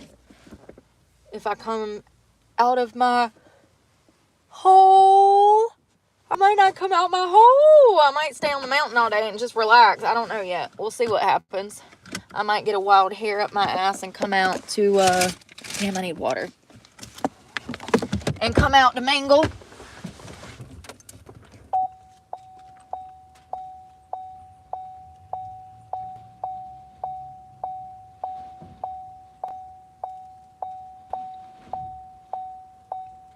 We might should make some new window covers tomorrow. Maybe that's what we can do.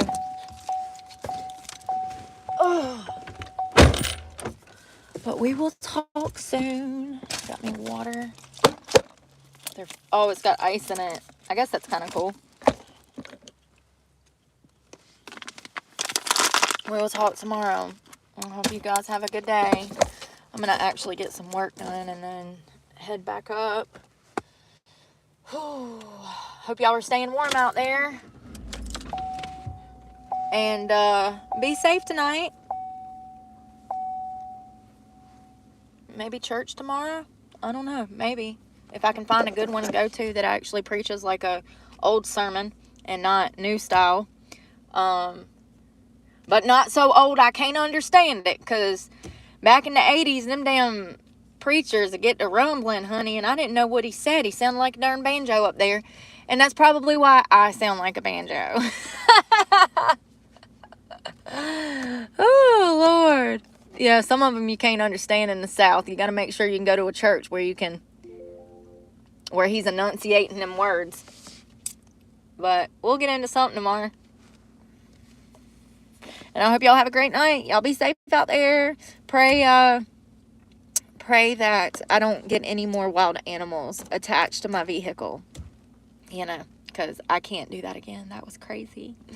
But pray for me, and I'm praying for you guys. And y'all have a good night. Bye, y'all.